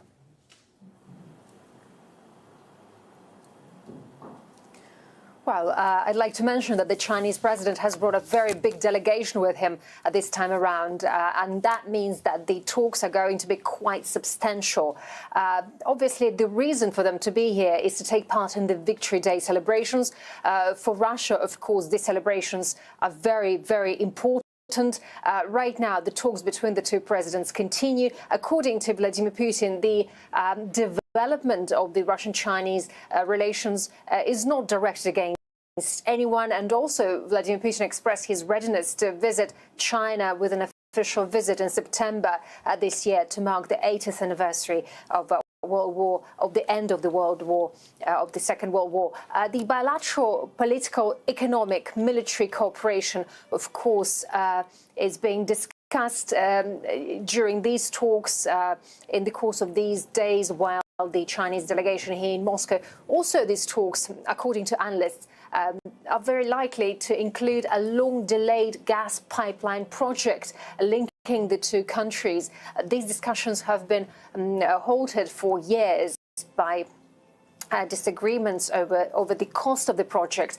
Moscow, of course, is very interested to make a deal on the power of Siberia to gas pipeline to strengthen ties with China, but also to boost gas supplies to China, which is, of course, the world's largest energy importer. And this project should be very lucrative for Russia. But for Beijing, which has other sources of supply, the deal has been less urgent. But economic pressure on both sides right now could push them closer to some sort of compromise. And Yulia, there is, of course, another factor playing into all of this, and that is the US-Russia relationship since Trump has become president, and that sort of is part of the whole thing, isn't it?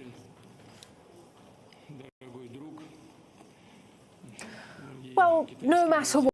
Speaking at the beginning of the talks, both sides once again stressed that their relations are getting stronger. In fact, it's a truly comprehensive strategic partnership, as both countries portrayed, and forces opposing Russia in the international arena have been worried about the Russian-Chinese alliance for many years. Actually, April was actually an unfavorable month for the Chinese economy. We know that the main reason was the escalation of the trade conflict with the United States after Washington introduced protective tariffs. So production and employment fell sharply in China. Therefore, many say that this visit is particularly important and significant because China is looking for stronger ties with its long-term partner. But also, there are talks now about China's growing concern also about the current rapprochement between Russia and the US, as you said, which is quite evident these days.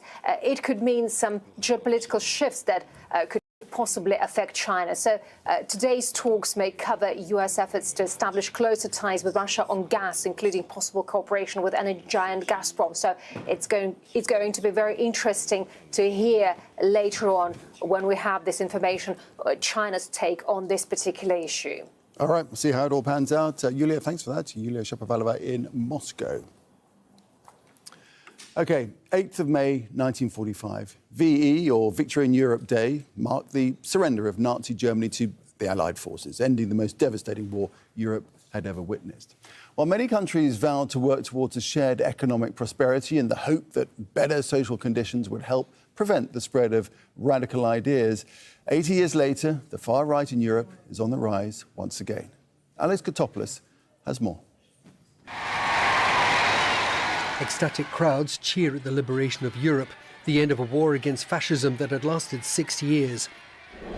The continent lay in ruins, divided between the advancing Soviet armies and those of the Allies. 20 to 30 million people lost their lives, hundreds of millions more displaced by a conflict triggered in part by the rise of the organised far right. 80 years later, and the legacy of World War II still lingers. The lesson learned from West Germany, where I grew up, is that the root cause of this is not just an ideology like Nazi Germany, but it is a form of nationalism that we should overcome by building a different political system after World War II to avoid nationalism. This desire to avoid the mistakes of the past and secure the future prosperity of the continent fueled a need to ensure political and economic stability. And that led to a series of constellations with regard to how you organize democracy, a social compromise with labor unions, working class, middle class, and business elites came together to create a very cohesive democracy that is now decaying. Decades later, the far right is again a factor in politics. Once banished to the fringes, radical right politicians have now entered the mainstream in many European countries, voted in by people who feel alienated by the macroeconomics of the European Union and the increase in immigration. Let's just say radical right-wing politics is clearly on the rise in Europe. In fact, in many countries in Europe, it's now the strongest political force. Hungary has been led by a radical right-wing populist politician, Viktor Orbán, for more than 10 years now.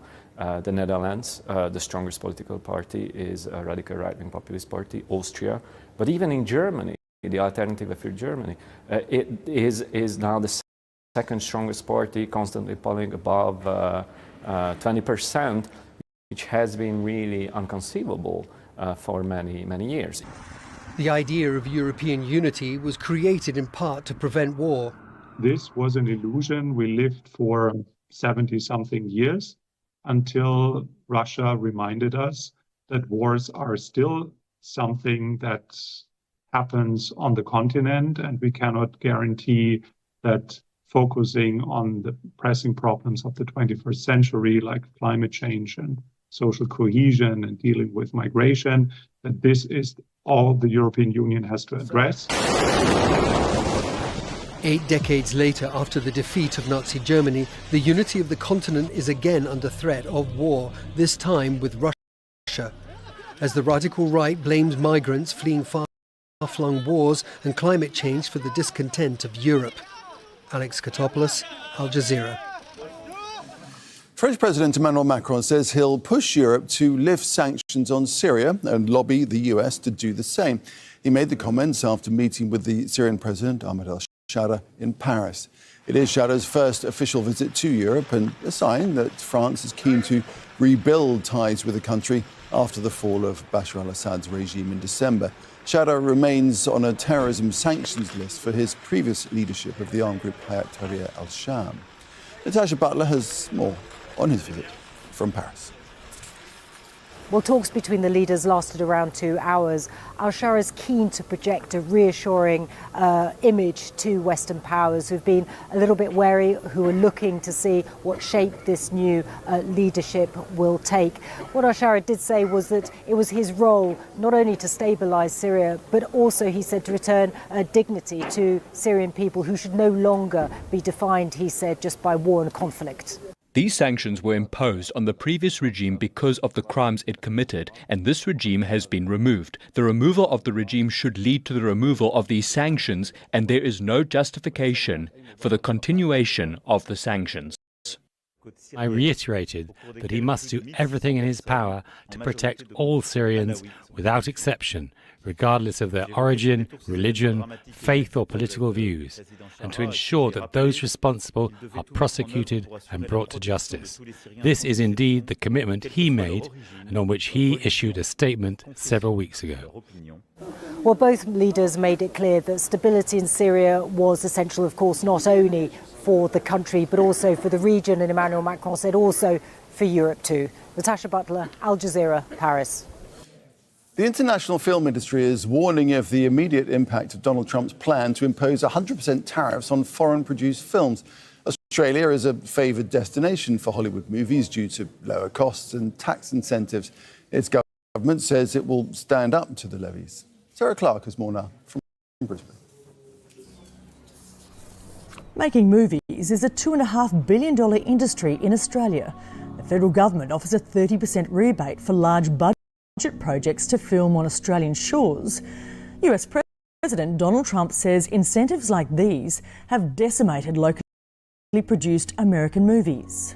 We used to do 100, not long ago, 100%. Now we do almost like very little. It's shocking. It's with that in mind the US President has announced plans to impose a 100% tariff on all foreign-produced films, though it's far from clear how such a tariff would work. Australia is a favoured destination for international film projects, often nicknamed Hollywood Down Under. The federal government says this US tariff could have far-reaching implications and it plans to fight back. We obviously will be pressing our view about this to the US administration, but I do welcome the fact that the President has indicated he's going to engage with the studios about it. We want to be able to see films where you get both Aussie actors and American studios working together. Screen Australia says nearly half of its multi-billion-dollar movie industry is from international projects. And the Australian Writers Guild says much of the current global movie productions are now a mix of foreign entities, and imposing a tariff would be a challenge. Disney, Amazon, Netflix, Apple Make TV. How do any of them function within national regimes around tax and imports and tariffs when these are global companies with headquarters all over the world? But Donald Trump says incentives offered by foreign countries to attract American film productions are propaganda and pose a national security threat. Some academics say the problem is in the US, with higher production costs, including labour, causing production companies to shift projects overseas. I think really what the American industry wants is a tax incentive in the US, which we've seen floated today in a bit more detail. The American film industry has suggested the country needs to boost its own federal tax subsidy to put the US on a more equal footing with foreign countries. The international film community says there's still a lot of uncertainty about Trump's tariff plan and how it will work. China has already vowed to curb the import of Hollywood movies, and this tariff could further undermine America's film industry. Sarah Clark, Al Jazeera, Brisbane. A Kenyan court has sentenced 4 men to either pay thousands of dollars or face 1 year in jail for attempting to smuggle ants. A Kenyan, a Vietnamese and 2 Belgian nationals were arrested last month with more than 5,000 live queen ants, estimated to be worth nearly $1 million. Malcolm Webb has more on this story from Nairobi. Life in jail is the maximum penalty for wildlife trafficking in Kenya. These men pleaded guilty to trafficking ants. They told the court they collected them for a hobby. The magistrate didn't buy it. She said they're more than 5,000 ant queens carefully packed in test tubes appeared to be ready for sale as exotic pets in Europe and Asia, where they could be worth nearly $1 million. But she gave them less than the minimum sentence. They'll have to pay nearly $8,000 in fines. She ruled their crime was serious, but didn't compare to poaching elephants. Lorna and Sepe are sentenced to pay a fine of 1 million each. In default, they will each serve 12 months in prison. Sit up. Most of Kenya's elephants and rhinos have been killed in the last 50 years. Conservationists say traffickers are now coming after smaller species too.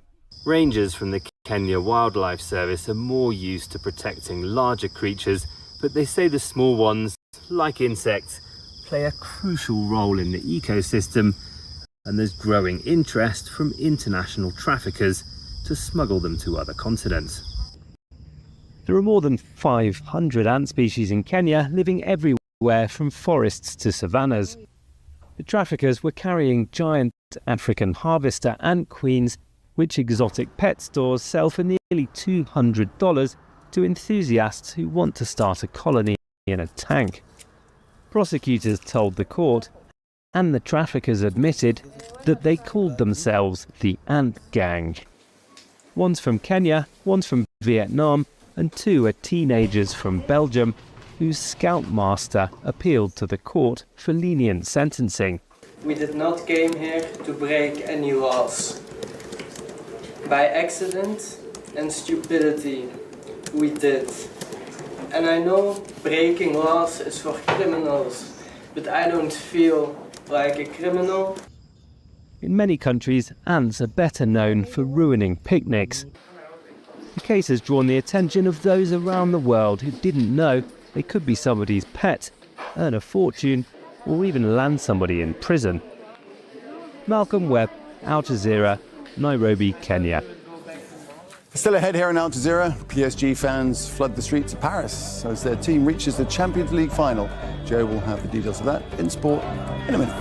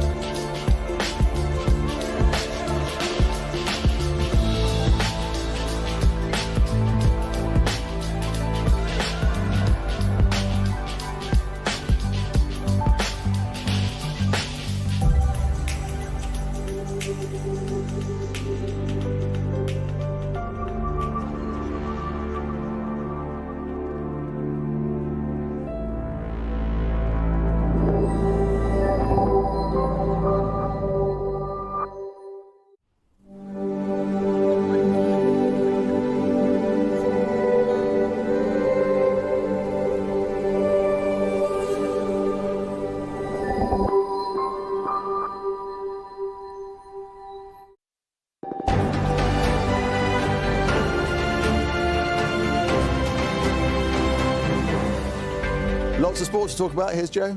Nick, thank you very much. Paris Saint-Germain are one win from their first Champions League title after they beat Arsenal to reach the final. PSG led 1-0 from the first leg of their semi in London, and they increased their advantage when Fabian Ruiz put them ahead in the first half in Paris. The French league champions missed a penalty after the break, but not long after, Achraf Hakimi made it 2-0 on the night. Arsenal pulled a goal back through Bukayo Saka, and they had 15 minutes left to score 2 goals and force extra time.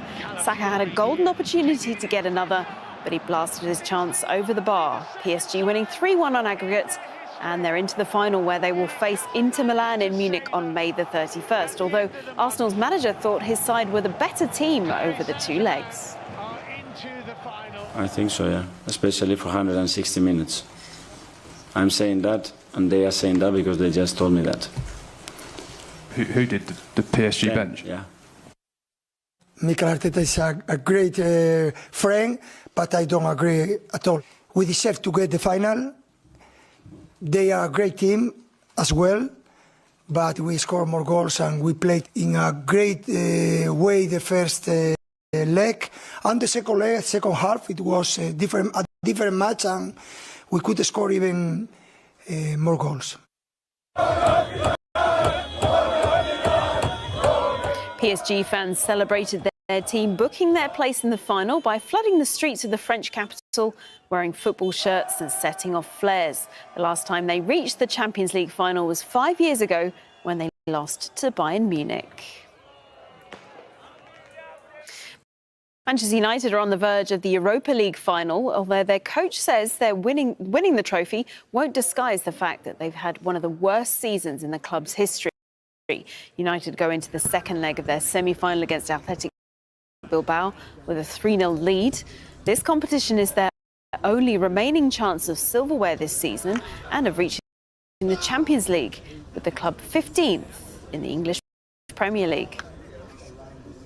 In the end of this season, we can be the worst team in Premier League in history with a European title, so we will not change nothing. We know that this season was really disappointed for everybody. We know we are not doing a great job in the Premier League, but the manager said before we follow the rules, and now we have for us it's a final. If we win the Europa League, we will be in the Champions League, and then we can face the next season with a better mentality and different way. In the other semi-final, Tottenham hold a 3-1 advantage over Norwegian champions Bodo Glimt as they head into the second leg of their tie later. Spurs built that lead at home in London, but it will be a different experience for them on Thursday, with the match played on artificial grass, as the town of Bodo is set 200 kilometres inside the Arctic Circle. 8 cities have been chosen to host the 2027 Women's World Cup in Brazil in what will be the first South American edition of the tournament. No surprise that Rio de Janeiro's Maracanã is one of the venues which will stage the 64 matches. As well as Rio, the cities of Belo Horizonte, Brasilia, Fortaleza, Porto Alegre, Recife, Salvador and Sao Paulo will also host the top competition in women's football. The New York Knicks have stunned the defending champion Boston Celtics yet again to take a 2-0 lead in their NBA playoff series. The Knicks were trailing by 20 points at one stage, but found a way to pull it off. Mikal Bridges scored all of his 14 points in the fourth quarter. Jalen Brunson made 17 and 2 free throws with just over 12 seconds left on the clock as the Knicks took a 91-90 lead. Bridges then got his second straight game-clinching steal to end the game. The Eastern Conference semi-final series continues with Game 3 in New York on Saturday. The Oklahoma City Thunder set an NBA playoff record in their Western Conference semi-final series with the Denver Nuggets. They scored a huge 87 points in the first half, surpassing the previous record of 86 held by the Cleveland Cavaliers for the last 8 years. The Thunder went on to win 149-106 to level the series at 1 game apiece. Game 3 is on Friday. We knew what was at stake tonight. We came out desperate. We wanted to just take care and control the things that we knew we could, and we did a pretty good job of that, specifically to start the game, and that start carried us through the rest of the night. And in the NHL playoffs, the Toronto Maple Leafs have taken a 2-0 lead over the Florida Panthers in their second-round series. Mitch Marner scoring the tie-breaking goal in the third period as the Maple Leafs won 4-3. The best-of-7 matchup shifts to South Florida with Game 3 on Friday. All right, that is all your sport for now. It is back to Nick. Jay, thank you very much. Thanks for that. See you later. That's it for this news hour. My colleague Tom will be here with another half-hour of news. Don't forget our website. AlJazeera.com is the address, and I'll see you a bit later this afternoon. Bye for now.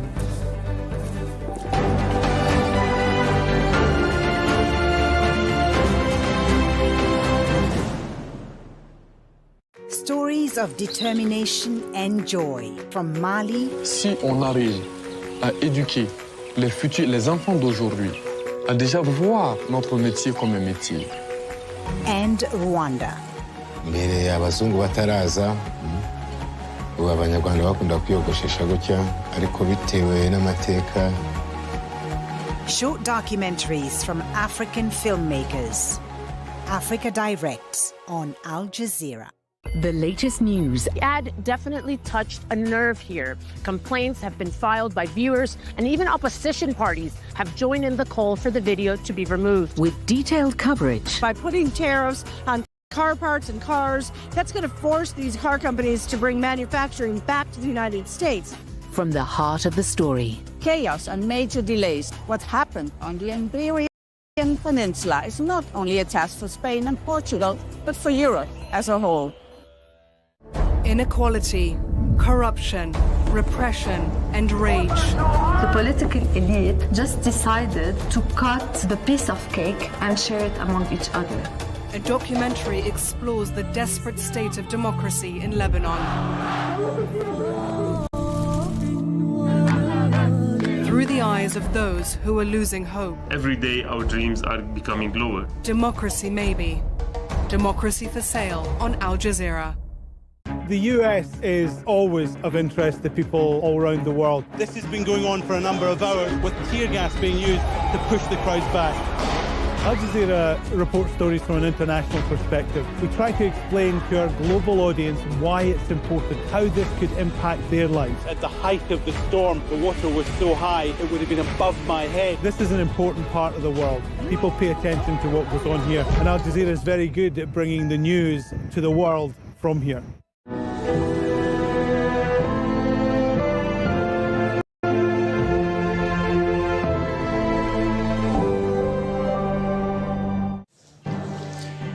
India says it's targeted Pakistan's air defence systems, the latest escalation as violence continues along the line of control in Kashmir.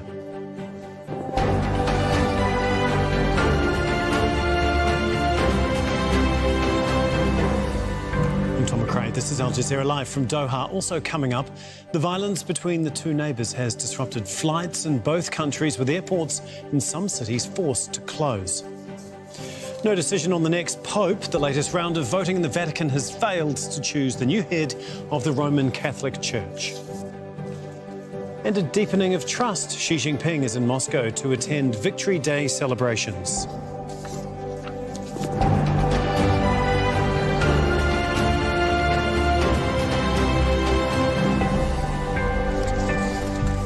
India says it's targeted Pakistan's air defence systems. It follows another night of intense shelling between the two countries as cross-border tensions escalate. Now, Pakistan says it shot down 25 drones overnight, including some targeting Karachi. India struck Pakistan with missiles on Wednesday, killing at least 31 people. New Delhi blames Islamabad for an attack that killed 26 tourists last month. Pakistan denies involvement and has said that India has not provided any evidence of its allegation.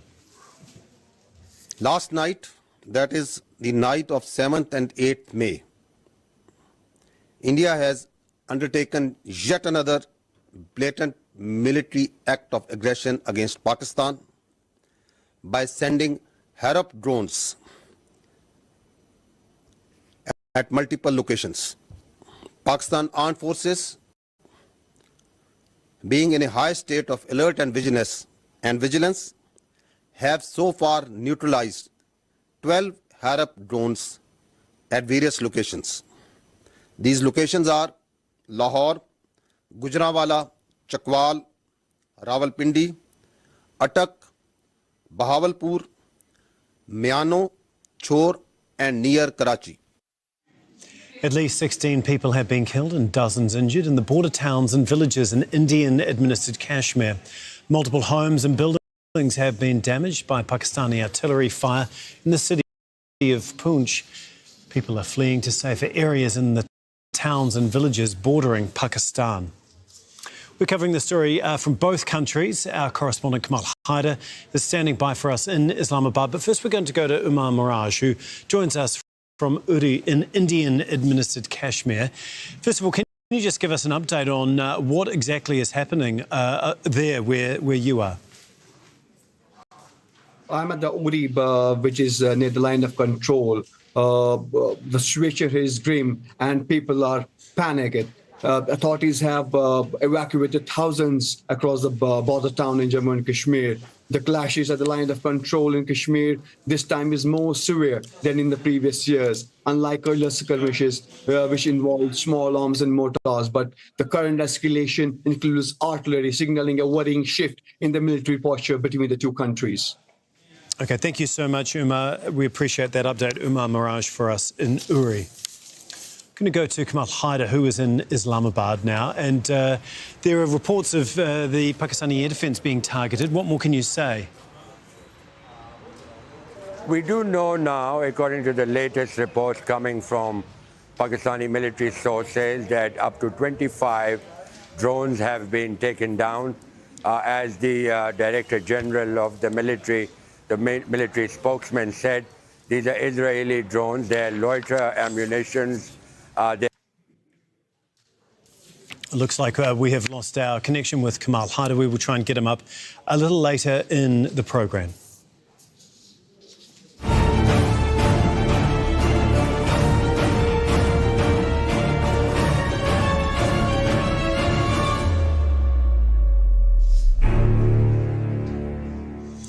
The Israeli military is targeting homes and tents sheltering forcibly displaced Palestinians across Gaza. At least 16 Palestinians have been killed in a series of attacks since dawn on Thursday. These are images from Beit Lahia, north of the Strip. An Israeli airstrike has targeted a residential building, killing at least 9 members of the same family. The search is underway to find 3 people that are still missing and feared stuck under the rubble. Well, Hani Mahmoud has more on these latest attacks from Gaza City. A house in the northern part of the Strip and the city of Beit Lahia, full of displaced people. The owner of this residential home and the people that he hosted as displaced people were killed inside this residential home. Many others were reported with severe injuries and burns, transferred to the Indonesian hospital that is already overwhelmed. We're looking at 9 people reported killed from one family. One single family just lost 9 family members, including women and children. And there are more people missing and trapped under the rubble. It's believed to be more than 3, as we heard from the emergency workers who've been working since early hours this morning, removing rubble from the bomb site, trying to save those who might have survived these attacks. But it has been close to 7 hours since the attack happened, and the rescue missions and the emergency workers believe that it's too late now to find anyone surviving under these pile of rubble. A little girl in a tent in Khan Yunis was also killed. All of her family members were critically injured. But what's really concerning right now is many of the people who were displaced from the eastern part of Gaza City, very desperate right now. When they were forced into evacuation and to enforce displacement, they left without taking any of their belongings from their homes. What they try now desperately, go back to the areas that they left 2 months ago and try to salvage whatever they are able to, including the bags of flowers that they had in their homes. The Israeli military is also continuing its assault on the occupied West Bank. They are searching residents who are trying to enter Noor Sham's refugee camp in the north. Now, people living there have been threatened with demolitions. Israeli soldiers have been forcing them to collect their belongings. Israel has destroyed dozens of homes in camps right across the territory, displacing tens of thousands of Palestinians. Israel has also launched a wave of airstrikes targeting southern Lebanon. At least 1 person has been killed and 8 others injured Now, these are some of the latest images from the city of Nabatea. Israel has attacked Lebanon several times, despite a ceasefire that came into effect in November. Well, we're going to go back to Kamal Haider, bring you more of the tensions in Kashmir. Kamal is in Islamabad for us. And before we were interrupted, you were telling us about these reports of Pakistani air defence being targeted by India. Well, there is no evidence to suggest that any major air defense system has been targeted. We have seen a number of these Israeli loitering munition drones dropping in several areas, as the military spokesman was saying, but have not heard of any report except in Lahore, where 4 soldiers were injured. Also, one death in another part of the Punjab. We had 2 of these drones falling on Rawalpindi, and so at the moment we have no confirmation that any defense installation has been hit. However, this is a serious provocation, and Pakistan has said that this is naked aggression, so there is going to be a response at some point from Pakistan.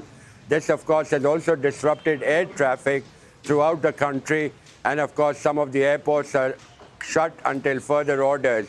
So the situation deteriorating, and Pakistan has already said that it now has the right to go back and take revenge for the attack carried out by the Indians a few days ago.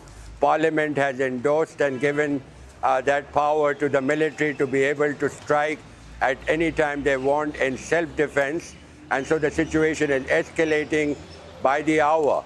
Those drones, of course, have been seen as far as Attock, which is near the Khyber Pakhtunkhwa province, Karachi, Rawalpindi, and all this is happening when tensions along the line of control are escalating.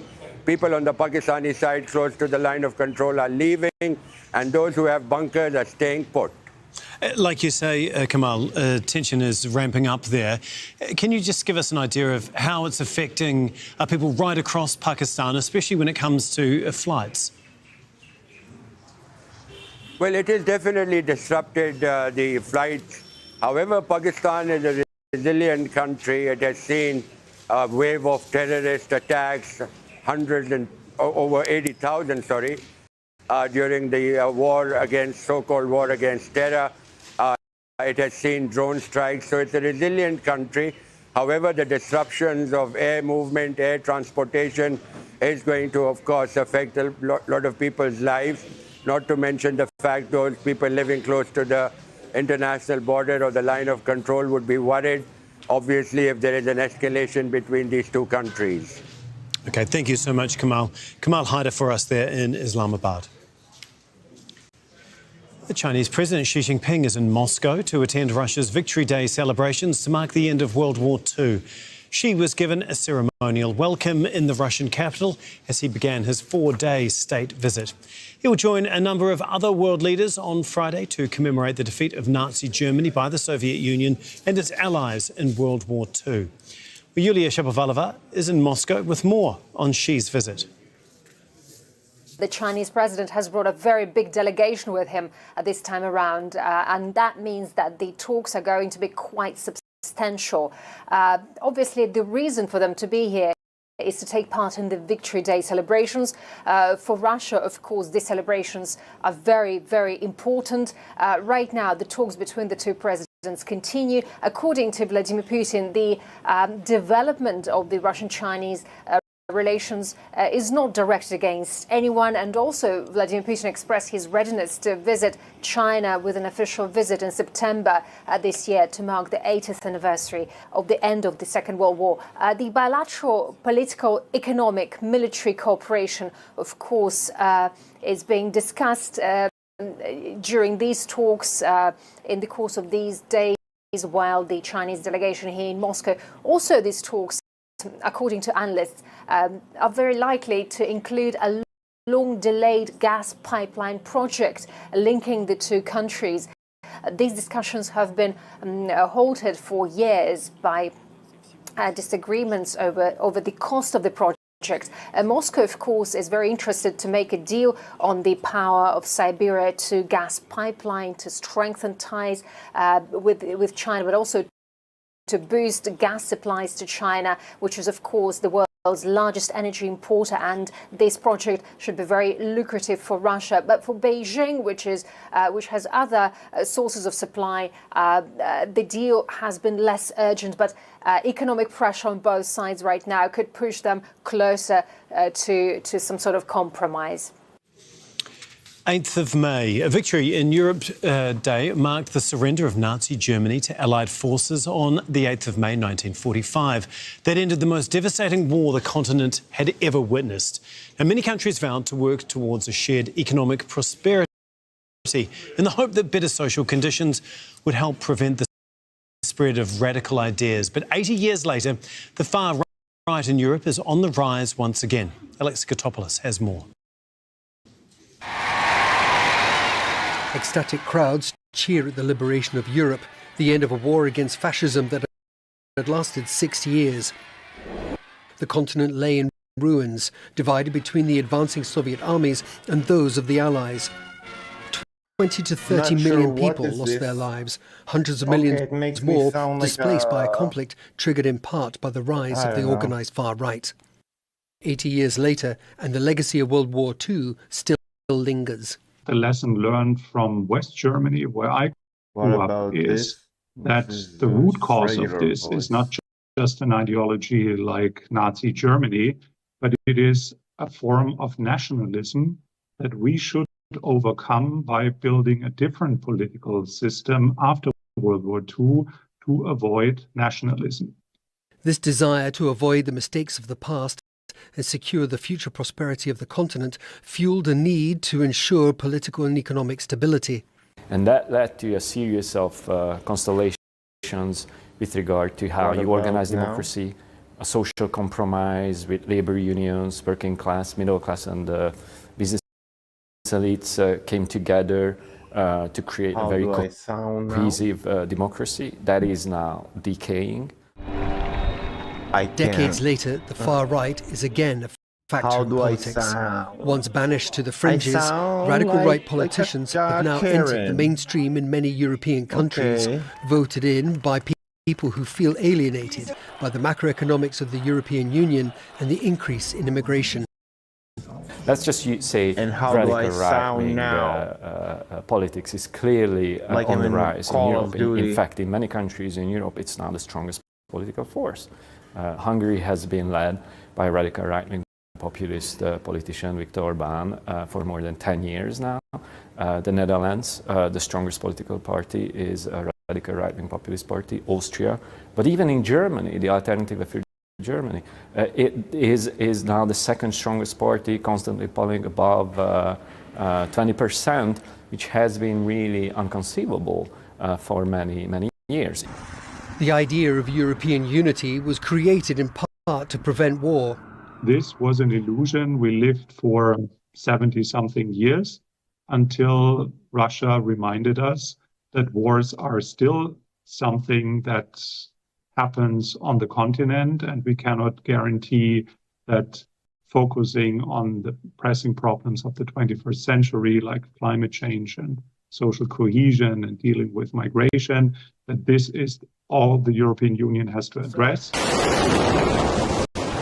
8 decades later, after the defeat of Nazi Germany, the unity of the continent is again under threat of war, this time with Russia, as the radical right blames migrants fleeing far-flung wars and climate change for the discontent of Europe. Alex Katopoulos, Al Jazeera. Well, still ahead here on Al Jazeera, the Australian government is vowing to fight back against President Donald Trump's proposed tariff on foreign movies.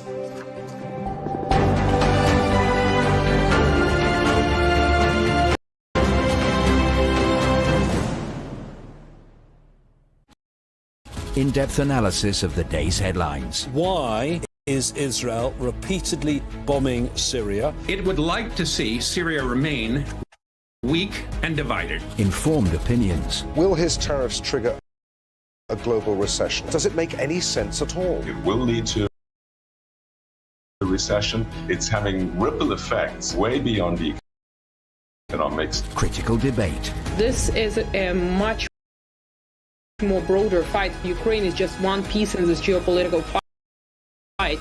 Inside Story on Al Jazeera. Systemic omissions need to be called out. When they broadcast news, it's parroting the government narrative. Silence the press and the powerful go unchecked. These are the stories that don't get told. The Listening Post decodes the media on Al Jazeera.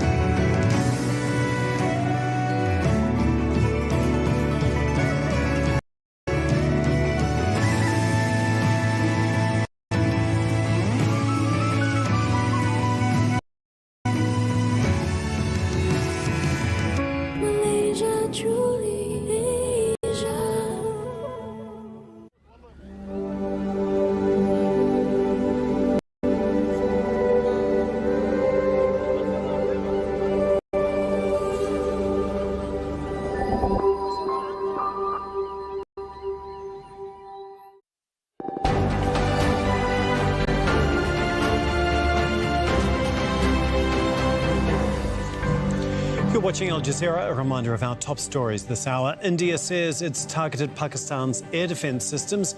It follows another night of intense shelling between the two countries. Pakistan says it shot down 12 drones overnight, including some targeting Karachi. At least 16 people have been killed and dozens injured in the border towns and villages in Indian-administered Kashmir. Multiple homes and buildings were damaged in the city of Poonch. And the Israeli military is targeting homes and tents sheltering forcibly displaced Palestinians in Gaza. At least 16 people have been killed in the latest round of attacks. North Korea has fired a series of missiles off its east coast. South Korea says multiple short-range ballistic missiles appear to have been fired towards the sea. Japan's defence minister says the missiles fell outside the Japanese exclusive economic zone. Well, cardinals in Vatican City are holding a second day of voting for a new pope in the Sistine Chapel. But so far, no agreement on the next head of the Catholic Church. Black smoke poured out of the building's chimney for the second consecutive day. The candidate needs to secure a two-thirds majority to secure the position. Jonah Hull is in Vatican City following the latest developments. Not entirely a surprise, indicating that there have now been 3 rounds of voting, 2 this morning, 1 of course at the end of the day on Wednesday, all of them inconclusive, failing no single candidate able to secure the magic 89 votes, which is the two-thirds majority plus 1 of this 133 strong conclave. And the cardinals essentially following what we are given to be the schedule. They could be doing anything, of course we wouldn't know, but what we think they're doing now is that they've gone across to the Casa Santa Marta, the Vatican guest house where they're staying. Most of them are staying for lunch. They will return later this afternoon to the Sistine Chapel around 4 p.m. local time, 2 GMT, for another vote, and then another vote after that. And the next sort of holy smoke moment, if you like, should be sometime after 7 p.m. local time, 5 in the evening GMT. But one caveat to that: if any of those votes are successful, are conclusive, well then we could see white smoke much sooner than that. And a note of context to help understand how things might be going or how long it all might take. Remember that the 2 previous popes, Francis and Benedict, were both elected by the end of day 2, and this is day 2. Francis after 5 votes in 2013, Benedict slightly quicker, earlier in the afternoon after just 4. And Cardinal Battista Re, he's the Dean of the College of Cardinals. He's too old to be in this vote, but he delivered the Mass and the homily on Wednesday. He was on a visit to Pompeii this morning, asked when he thought it would happen, and he said he hoped by the end of day 2. Tens of thousands of Catholics in Senegal and even some Muslims join a sacred pilgrimage each year to honour the Black Madonna. A coastal town once blessed by Pope John Paul II now draws new prayers as the Vatican mourns Pope Francis and the world awaits his successor. Nicholas Haag reports from Popengui. A rose for the Madonna, she whispers. Mama Maria. For Sister Kumba, this is a daily ritual. For millions of Roman Catholics in West Africa, it is a site of pilgrimage. Before the Gospels or the call to prayer, fishermen in the village of Pupengin spoke of a black woman of light rising from the waves. A divine miracle, neither Christian nor Muslim, but something older than time. For Sister Kumba, it is the Virgin Mary, the Black Madonna. Since the sighting in the belly of this cave, wishes turn to miracles. The sick come to heal, the heartbroken for love, the lost for a glimpse of grace. Sister Kumba prays for a pope, not just any pope, but one who sees Africa not as a mission, but as a mirror. The Madonna has her wishes too. She has instructed her son Jesus to give our church the right person, wherever he may be from. And so I suspect Jesus will do his maneuvering among those cardinals locked in the conclave. A crowd in awe chant, "The Pope is here." It was 33 years ago, John Paul II making his way to Pupengin. Millions sing Ave Maria to the tune of Guantanamera. Among them, a Muslim, Al-Yun Sen. To his surprise, the Pope offered him a prayer and a chaplet. Can you imagine the Pope left Rome to mingle with us, the supreme guide of Christianity, paying homage to the Muslims here? And so the Muslim women from the village built the foundation of the newly refurbished Church of Pupengin, a source of pride for Sen. It's not just the Virgin Mary that's black. Look at the paintings on the walls inside this church. They're depictions of the Christ bearing the cross. This is a deliberate message to this congregation, but also to the Roman Catholic Church, that a person of color can lead the faith. It is the fastest growing religion in Africa. The future of the church is away from Europe, in the greater south. And yet, in 2,000 years, only one black pope. In Pupengin, they pray for a small miracle to happen and for change to come. Nicholas Hawke, Al Jazeera, Pupengin. The chair of the Federal Reserve has once again resisted pressure from US President Donald Trump to cut interest rates. Trump has been criticising Jerome Powell for keeping rates steady, but says he has no plans to fire him. Powell says now is not the time to cut rates. In support of our goals, today the Federal Open Market Committee decided to leave our policy interest rate unchanged. The risks of higher unemployment and higher inflation appear to have risen, and we believe that the current stance of monetary policy leaves us well positioned to respond in a timely way to potential economic developments. Well, 3 former police officers in the US city of Memphis have been acquitted of second-degree murder charges in the death of Tyree Nichols. The jury took 2 days to return the not guilty verdict. Nichols was beaten to death after running away from a traffic stop in 2023. We are obviously disappointed by today's verdict.